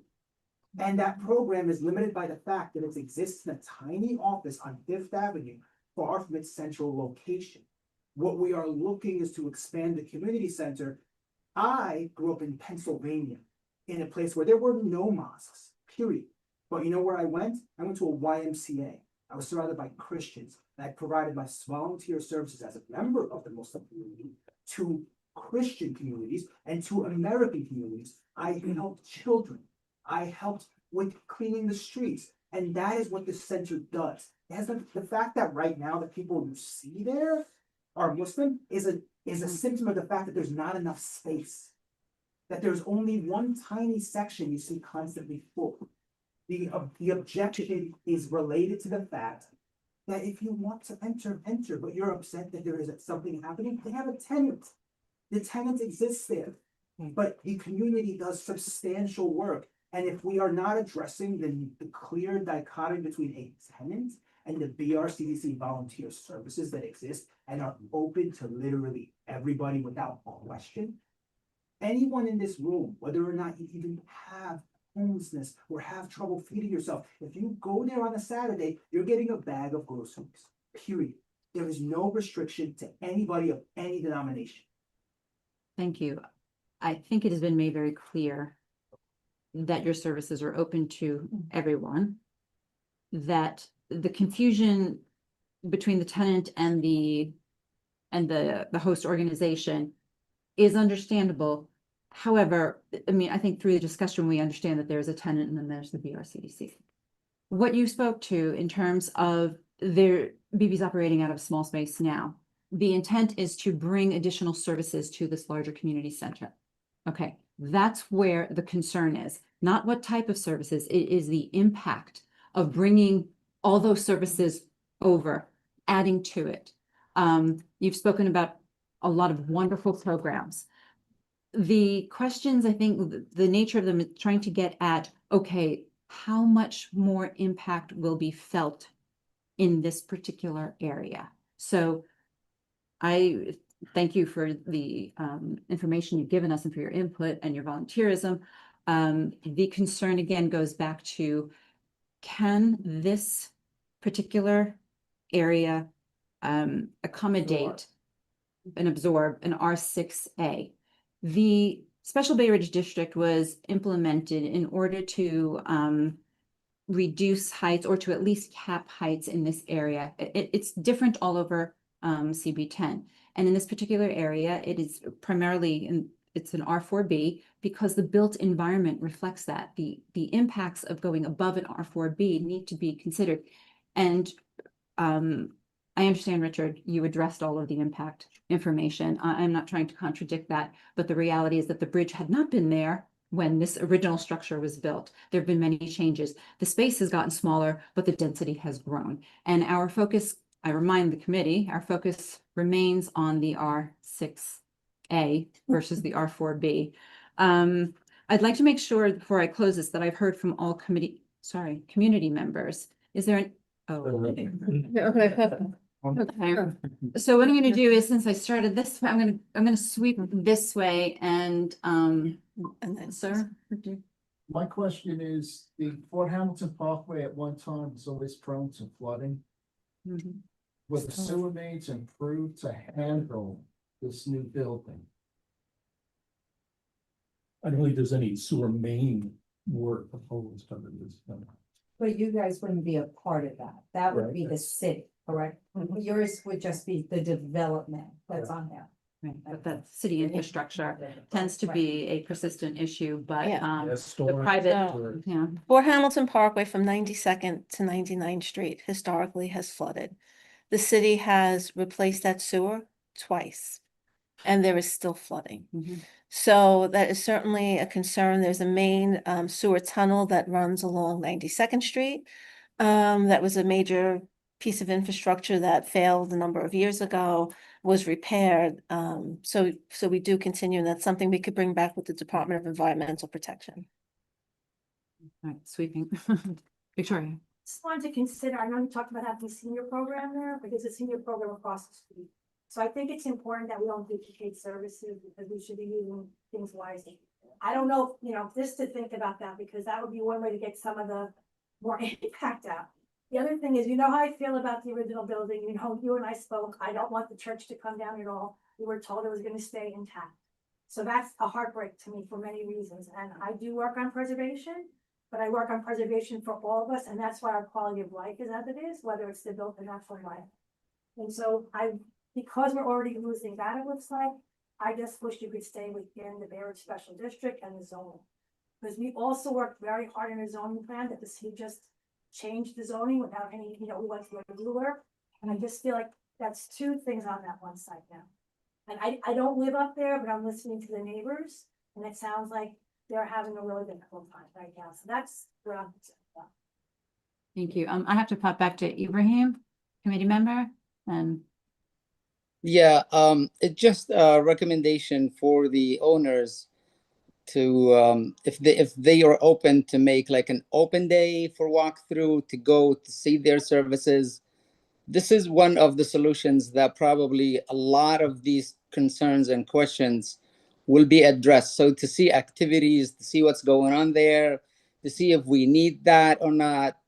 It's just a recommendation for the owner, if that's gonna bridge the gap for some of the misunderstanding comments that we're hearing, and some of them not applying to zoning. I really, thank you very much, Ibrahim. I appreciate That's, that. thank Yeah, you. so I just, I'll quickly respond to that. The center is open all the time to anyone that would like to come through. With the next distribution will be on the 27th. We welcome everyone. We'd love to have you come out and help pack some groceries for our neighbors and friends that are in the neighborhood and participate. I know Mark, yeah, take a tour if you'd like, and you can see a lot of the crumbling that's happened, particularly in the rectory area. And as Piero kind of spoke to, as much as, you know, we would love to save what we can of it, a lot of it has deteriorated. Remember that it was abandoned for 10 years, right? And with all of the elements and everything that's happened to that building, a lot of it doesn't even feel structurally sound. So even with the programming, we would love to bring more people indoors rather than give out food outdoors. We don't have the space inside of the center to do so.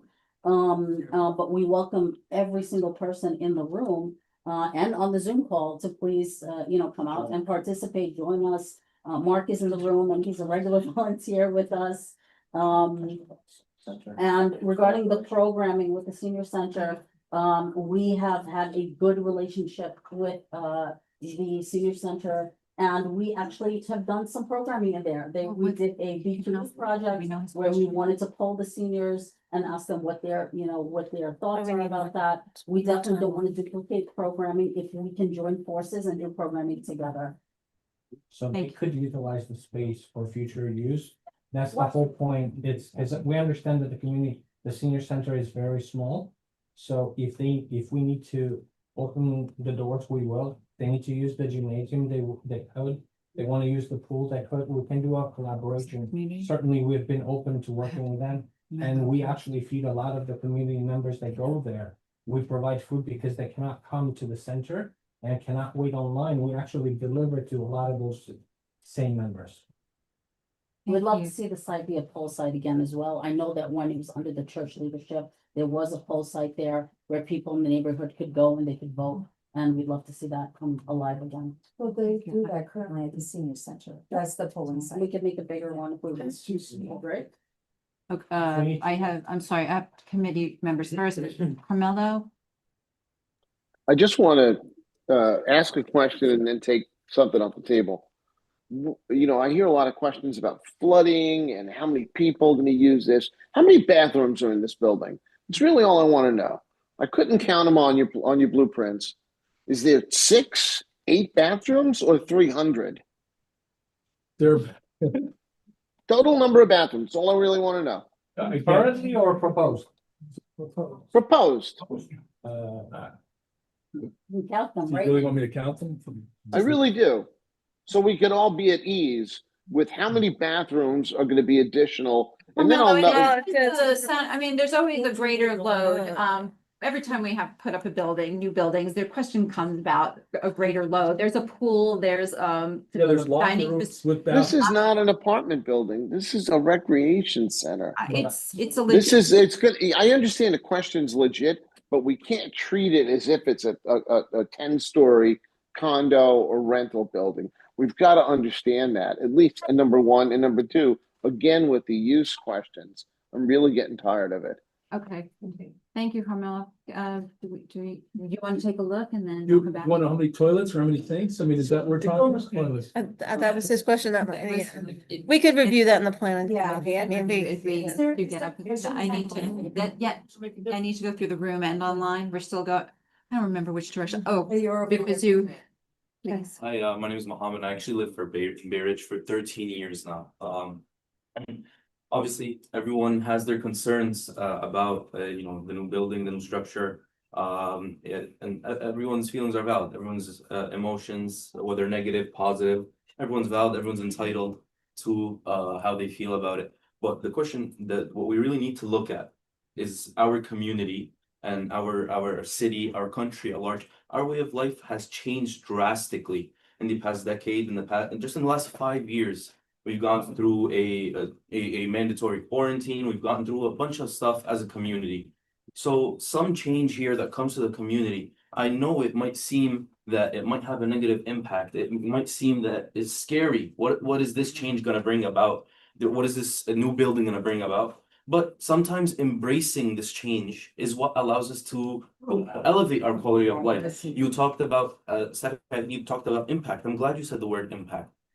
Feeding almost 600 families on more than I was going to say quarterly basis, much more than that, bi-weekly. That's a positive impact. Bringing in youth, I'm sure if I were to ask this question, I've looked this up multiple times. How many youth have died in Bay Ridge from overdoses in the past 10 years? No one knows. No studies have been done on this. So if we're, talking about creating something, creating a community, preserving a way of life, raising the next generation to hold our values and to share our values and for them to pass them on as well, we don't even know the impact that our way of life that has changed drastically over the past few years. We don't know the impact that it has on them. And for a building to come up and to say that we're gonna take all these youth and put them in and give them some soccer games, regardless of their age, gender, religion, whatever the case is, give them a few basketball games, organize tournaments, give them a swimming pool, get them off screens, right? These are all things that we talk about as community members. We talk about our private lives. We see them impact our own children. But when something comes along and someone hands you something on a golden plate and tells you, here's what we're trying to do, it's like raising kids. Raising kids has its good and its bad. The bad days, you take them, but they make the good days feel much better.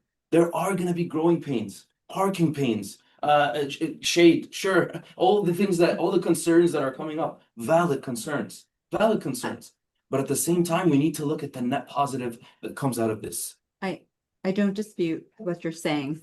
Unfortunately, zoning is a lot more boring and drier than the argument you have just made. We are still here to look at and I understand what you just said. It's, the programming is wonderful. And you talk about traffic, the growing pains. We actually must focus on the hazards that come with the impacts. So that's really where I'm trying to focus the argument while allowing each of you to express your opinion. But thank you very much. I'm still moving this way. You got, just skip to that side. John, I'll come back to you, sir. Okay, how you doing? Great. Good. Good. I apologize, I didn't make the last meeting, I was out of state. I need sidebar conversations and I'm sorry, I can't. Guys, please be respectful. Thank you. Sorry. I'm happy to make this meeting, I'm glad I made this meeting. Unfortunately, a lot of things you discussed last meeting, you touched on some of them, and I grabbed that. I live on 99th Street. I've been there 50 years. Okay. The problem is that I see, and I don't want to beat it to death, to talk about parking and all that, let's not beat it to death. What's happening is, let's assume the building goes up. We have a problem right now. Never mind the new building. More people. If the building goes up and looks nice and it's good for the community, God bless you. But what's happening now is going to be worse later on, unless it's taken care of. For example, people are parking in the driveway, which was said already. Not this past Friday, but the Friday before. Guy parked in my neighbor's driveway, and I went out to tell him, you're in the driveway. Guy says, oh, I got my phone number in the car. I said, oh, what does that mean? If I call you, you're praying, you're not gonna come out. Okay, so he's in the driveway. Then we have a few words. He wants to fight me.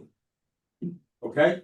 Here he is, he's going to pray, now he wants to fight me because I'm telling him he's in the wrong place. Okay? This is not the first time. They parked in my driveway several times, and the manager just left. I was hoping that he would stay, but he raised his hand. I wanted to hear what he had to say. He's been very, very good. Excellent. Great. Whenever I go over to the mosque and complain, somebody's blocking my driveway, he right away he tries to find out who it is. What's happening is not only the parking, they double park. I think it's what, 1 o'clock, 1 to 2, you pray? Yes. You get it. Double parking driveways, Fort Hamilton Parkway, on the sidewalk of Fort Hamilton Parkway, right? You mentioned that. 100 cars. When At least. when you have special events, which I don't mind, Catholic churches have special events, no problem. But again, double park, driveways, Fort Hamilton Parkway, on the sidewalk, the cars, 100 cars. Who's gonna take care of that? That has to be dealt with. Now, after that's going on now, what's gonna happen when it's bigger? Yeah, a community center. What, you still, wait a minute, you're still gonna pray there, right? All right, all right. Okay, so can I give all Well, the she asked a question. Okay, we understand. So just to frame this properly, what we're talking about, the concerns, so you understand. There is impact now. Correct. The concern is with an enlarged center, Correct. there will be greater impact. So, Go ahead. as I mentioned earlier in the beginning of my statement, is that we heard you guys from the first meeting that we did last Which week. I missed. Unfortunately. Done. That's all right. So one of the things that we took right away, one of the steps that we took is that we had a communication with our tenant. And we right away addressed that parking attendants are present and placed there. Moving forward, so this past Friday was the first step. And we're going to continue to get better with parking attendants and security. What was the first step on Friday? So we actually we hired four parking attendants to make sure that that driveways were not blocked. Hydrants was not blocked. Double parking wasn't allowed, and not blocking the corners to allow people to cross. So crosswalks. So we've taken those steps and we intend to continue to do that so that we can alleviate some of that problem. As far as the parking underneath the bridge, there was an agreement that was made with the police department. We had a conversation with them that so long as the sidewalk is clear for pedestrians to walk, anything underneath was to be utilized for parking if necessary. Now, the MTA has blocked that because they're doing construction and that's gonna be there for the next 3.5, 4 years. So that's out of the question. So I just wanted to address that. Thank you very much. John, had you already spoken? So stick to zoning, your mitigation measures are not working. And so why don't you just build an underground parking lot? Like other apartment buildings in the area and other religious institutions have huge parking lots. Why don't you build an underground parking lot, which would alleviate all the problem? Or at least mitigate it, not alleviate it. Whatever you did didn't work. I was out there was cars double parked. There, on your food line, it was all the way up Marine. People were sitting on people's steps. It didn't work. So your mitigation measures aren't working, but why don't we come up with a permanent solution, which is underground parking? Not a pool. We would lose part of what the community center is all about. So we would lose those services. But we are losing our community because I can't get out of my driveway, people can't move.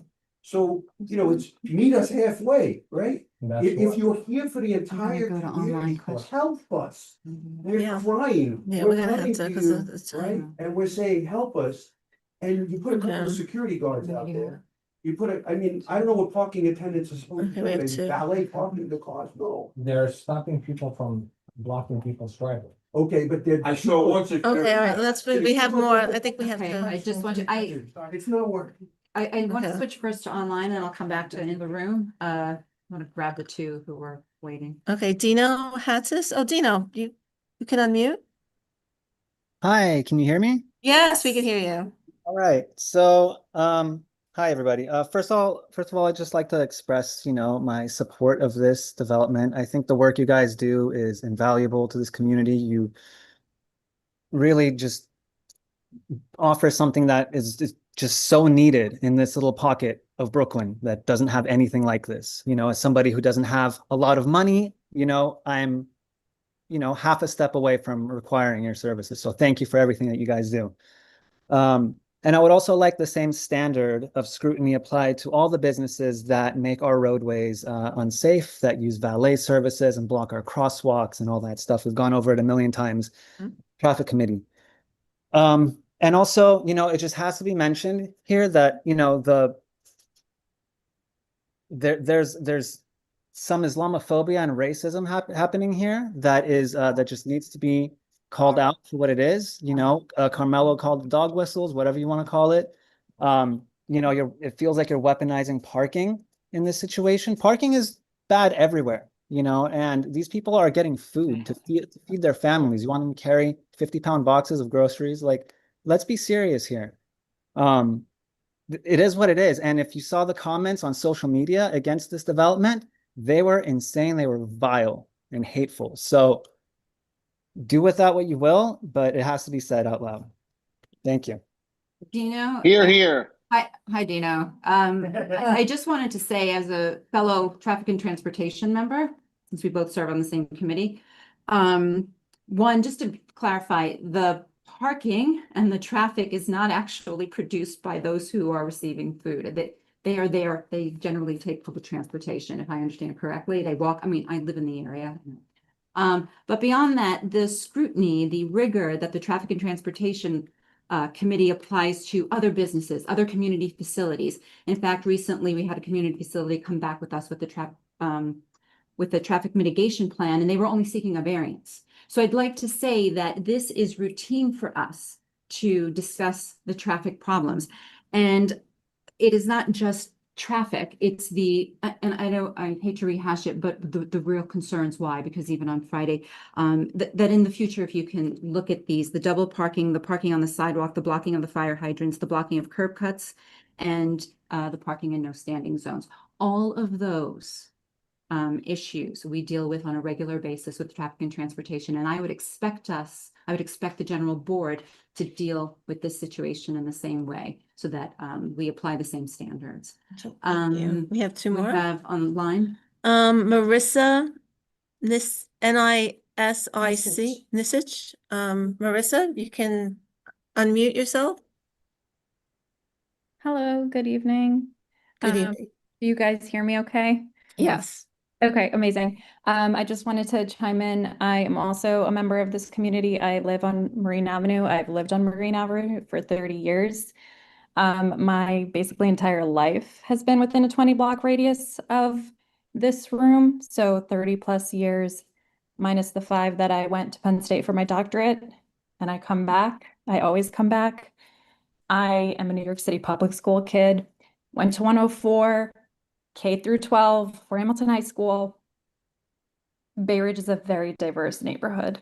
So every time I travel, one thing that always strikes me is how homogenous other places are and the beauty of New York City, of Bay Ridge. And that's why I wouldn't, sorry, I'm getting emotional. I love Bay Ridge. So I wouldn't live anywhere else. I've had to go to Manhattan to volunteer to essentially do the same things that are available to me at the community center. And I want to address some of the things around it not being inclusive. I literally sent an email and asked, hey, how could I get involved when I saw the lines of food distribution? And they emailed me back the next day and said, hey, it's this and this time, please come. So that's that's it. So that's, they responded, they welcomed me, they put me to work, one email. So if someone actually wants to be exposed to the center, it is by no means a closed door on their end. It's just a willingness to walk through them. So I think there is a fear aspect there. Obviously we're humans. We don't like change. People who look different than us, that is normal. But I don't think that that's a civic concern. I think that's more of a fear thing. So I just wanted to address that inclusive factor. But I've really loved being able to literally just walk over and serve the community that I live in versus going into the city, hour-and-a-half train ride to do the volunteering and things that fulfill me as a human being. So anyway, Bay Ridge is beautiful not in spite of the diversity, but because of it. So just want to say that much and that I support this initiative. So thank you all. Thank you, Thank Marissa, you, for your thank you, input. Marissa. Okay, we'd like to take the next question because I'm going to end up speeding through. If there's Thomas, anyone who hasn't spoken. Thomas, you should be able to unmute. Thank you. Is he on? Yes. Hello? Hi, Thomas. Yes, we could hear you. Thank you. I just wanted to ask, every community development center that I know of in Brooklyn is already in an R6A. Chinese American Planning Council, it's on 8th Avenue, right? Highland Park Community Center, it's on Fulton Street, right? Flatbush Development Corporation, it's on Newkirk Avenue. I don't understand why we're starting a community development center in an R4B and then trying to convert that into an R6A.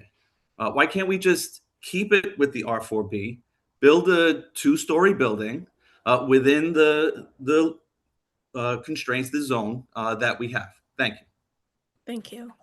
I'm happy to address that. Okay. You may, go ahead. Sure, so just because, Stephanie did say that at the end of the day, it's about the zoning. She used the word boring, which hurt, but I'll talk anyway. I mean, come on now. I didn't say boring, I said dry. Just to give a little background about the site. The site was originally zoned R6. It was rezoned to R4B in 2005. So from 1961 to 2005, for over 40 years, the site was deemed appropriate to be an R6 district. You can see the front yard of this property. And so if you're looking at, it is dry, but if you're looking at zoning, you're looking at several things and why the R6A here is actually merited. You're looking at the front of this building and what it looks out on. And I'm not saying, without commenting on terms of the elevated expressway and the roadway, it does create a wider and more open space than would otherwise be presented by a narrow street system. So you do have that in front of the building. You've got transportation within the area. The city looks to whether or not there's subway systems within the area. This does have mass transit within several blocks of the property and bus service nearby. And you look at, the surrounding context, including the fact that there are, I do a lot of zoning applications, and oftentimes you're in like an area that's like R1 2A or R2 or R3-2, and you have an R6A near here. It's on this block, on the western portion of the block. So again, just like to talk about, the city, when we do applications, particularly for community facilities, they don't really the city doesn't impose decision-making on them when they bring these applications. It's just whether or not it's appropriate. And again, there's been lovely things said here and some hard things said here, but people talked about program, but in terms of zoning, I think it passes the test. And I think that city planning has felt that way as well. So just for what it's worth, that's why they're looking at the site. I just want to take questions from people I haven't heard yet. I'm just going to, sorry, and gentleman in the corner, please. And then I think we're gonna have to call it. We have to address the. First, I would like to say that I appreciate the conversation today and where it's been going. Just quickly on the parking problem, I think it's absolutely a problem. And It's not Islamophobic, it is a concern. Friday it is crazy, and Ramadan, it is under the bridge, it is a lot of parking. In regards to that, I was actually the volunteer that, led the parking attendants, on Friday, a few days ago. Me and two other, boys also did this. And I will say that there was improvement, specifically, when the double parking happens, there's only one lane left for traffic, if you look in the photo there. And you'll have two-way traffic trying to go up. So what me and my, team were able to do was able to, allow one passage at a time and then switch the directions. Furthermore, that day, there was no parking on the driveway. Again, there are still problems, and I acknowledge that.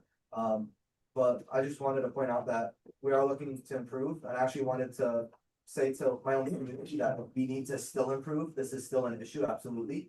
And to my Bay Ridge neighbors that, I want to listen to you. Our leader, my community leaders want to listen to you, and I think we should resolve this.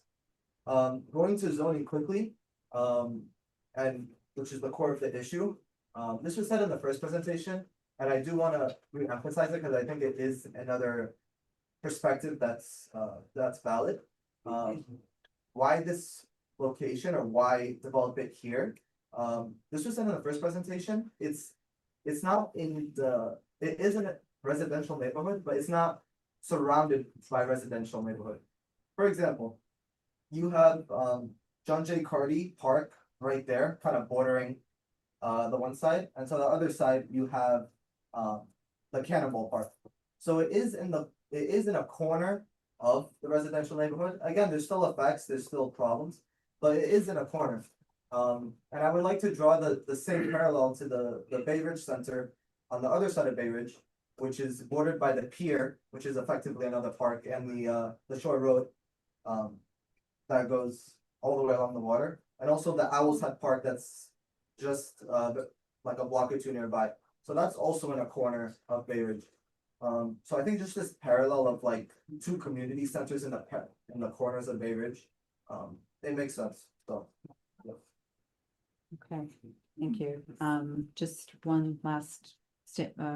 We have to deal with. I didn't, but I did. It has nothing to do with that. Okay, just. Once the Yeah. zoning, One once and the two. zoning changes, they can put anything, not That's- necessarily. I understand, we did address, I have brought that up many times, just one and then. Okay.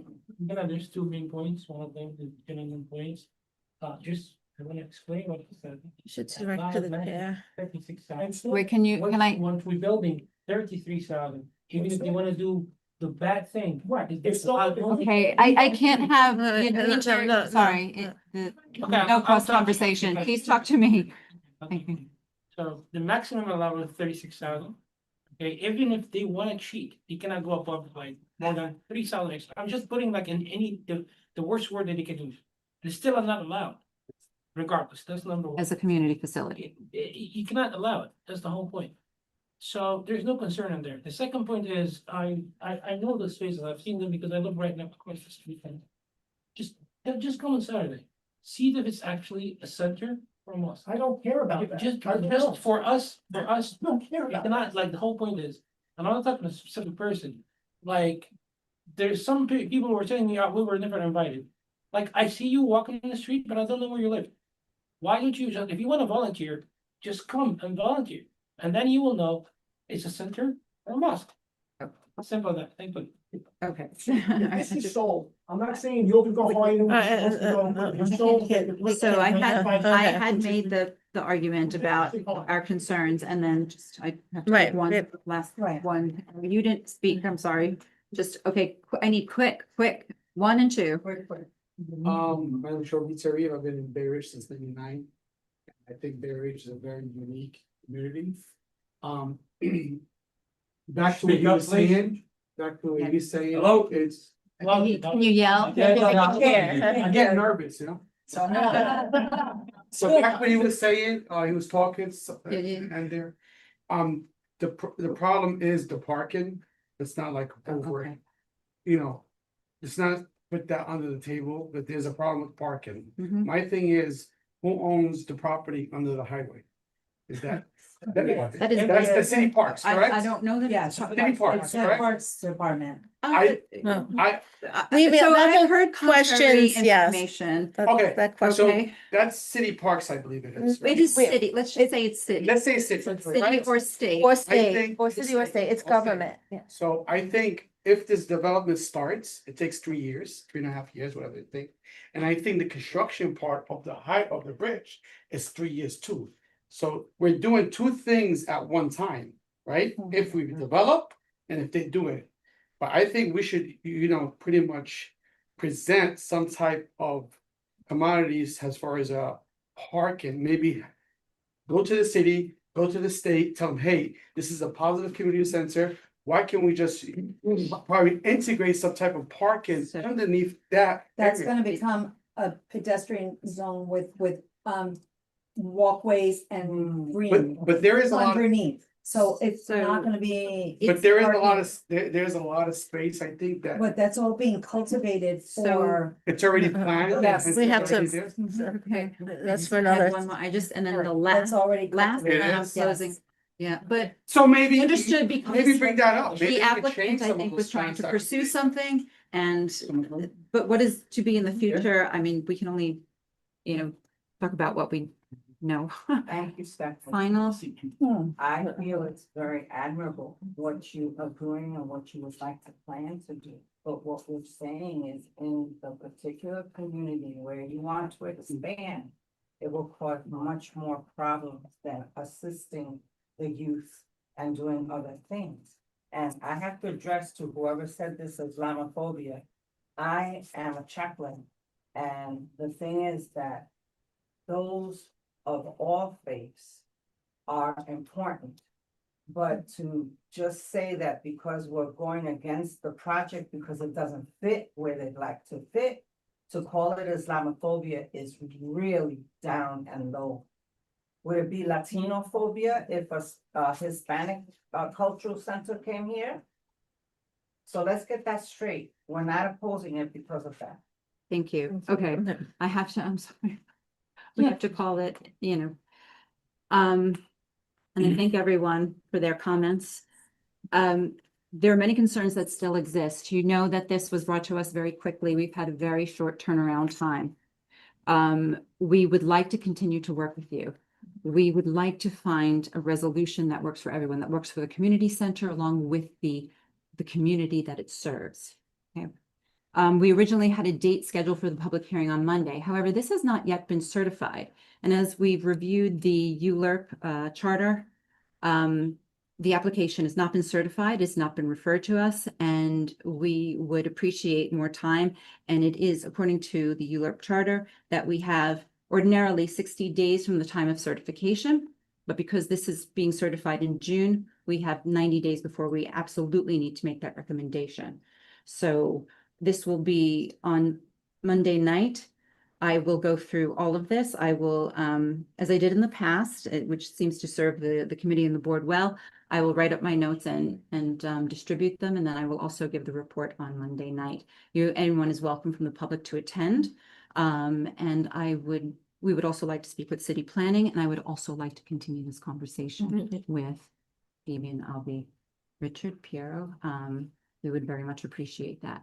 I want to thank you for having the difficult conversations that we've had here and for going through our very long question list and just seem to keep adding as time went on. But thank you very much for your time, to the committee, to the public, and I hope you can make the next game.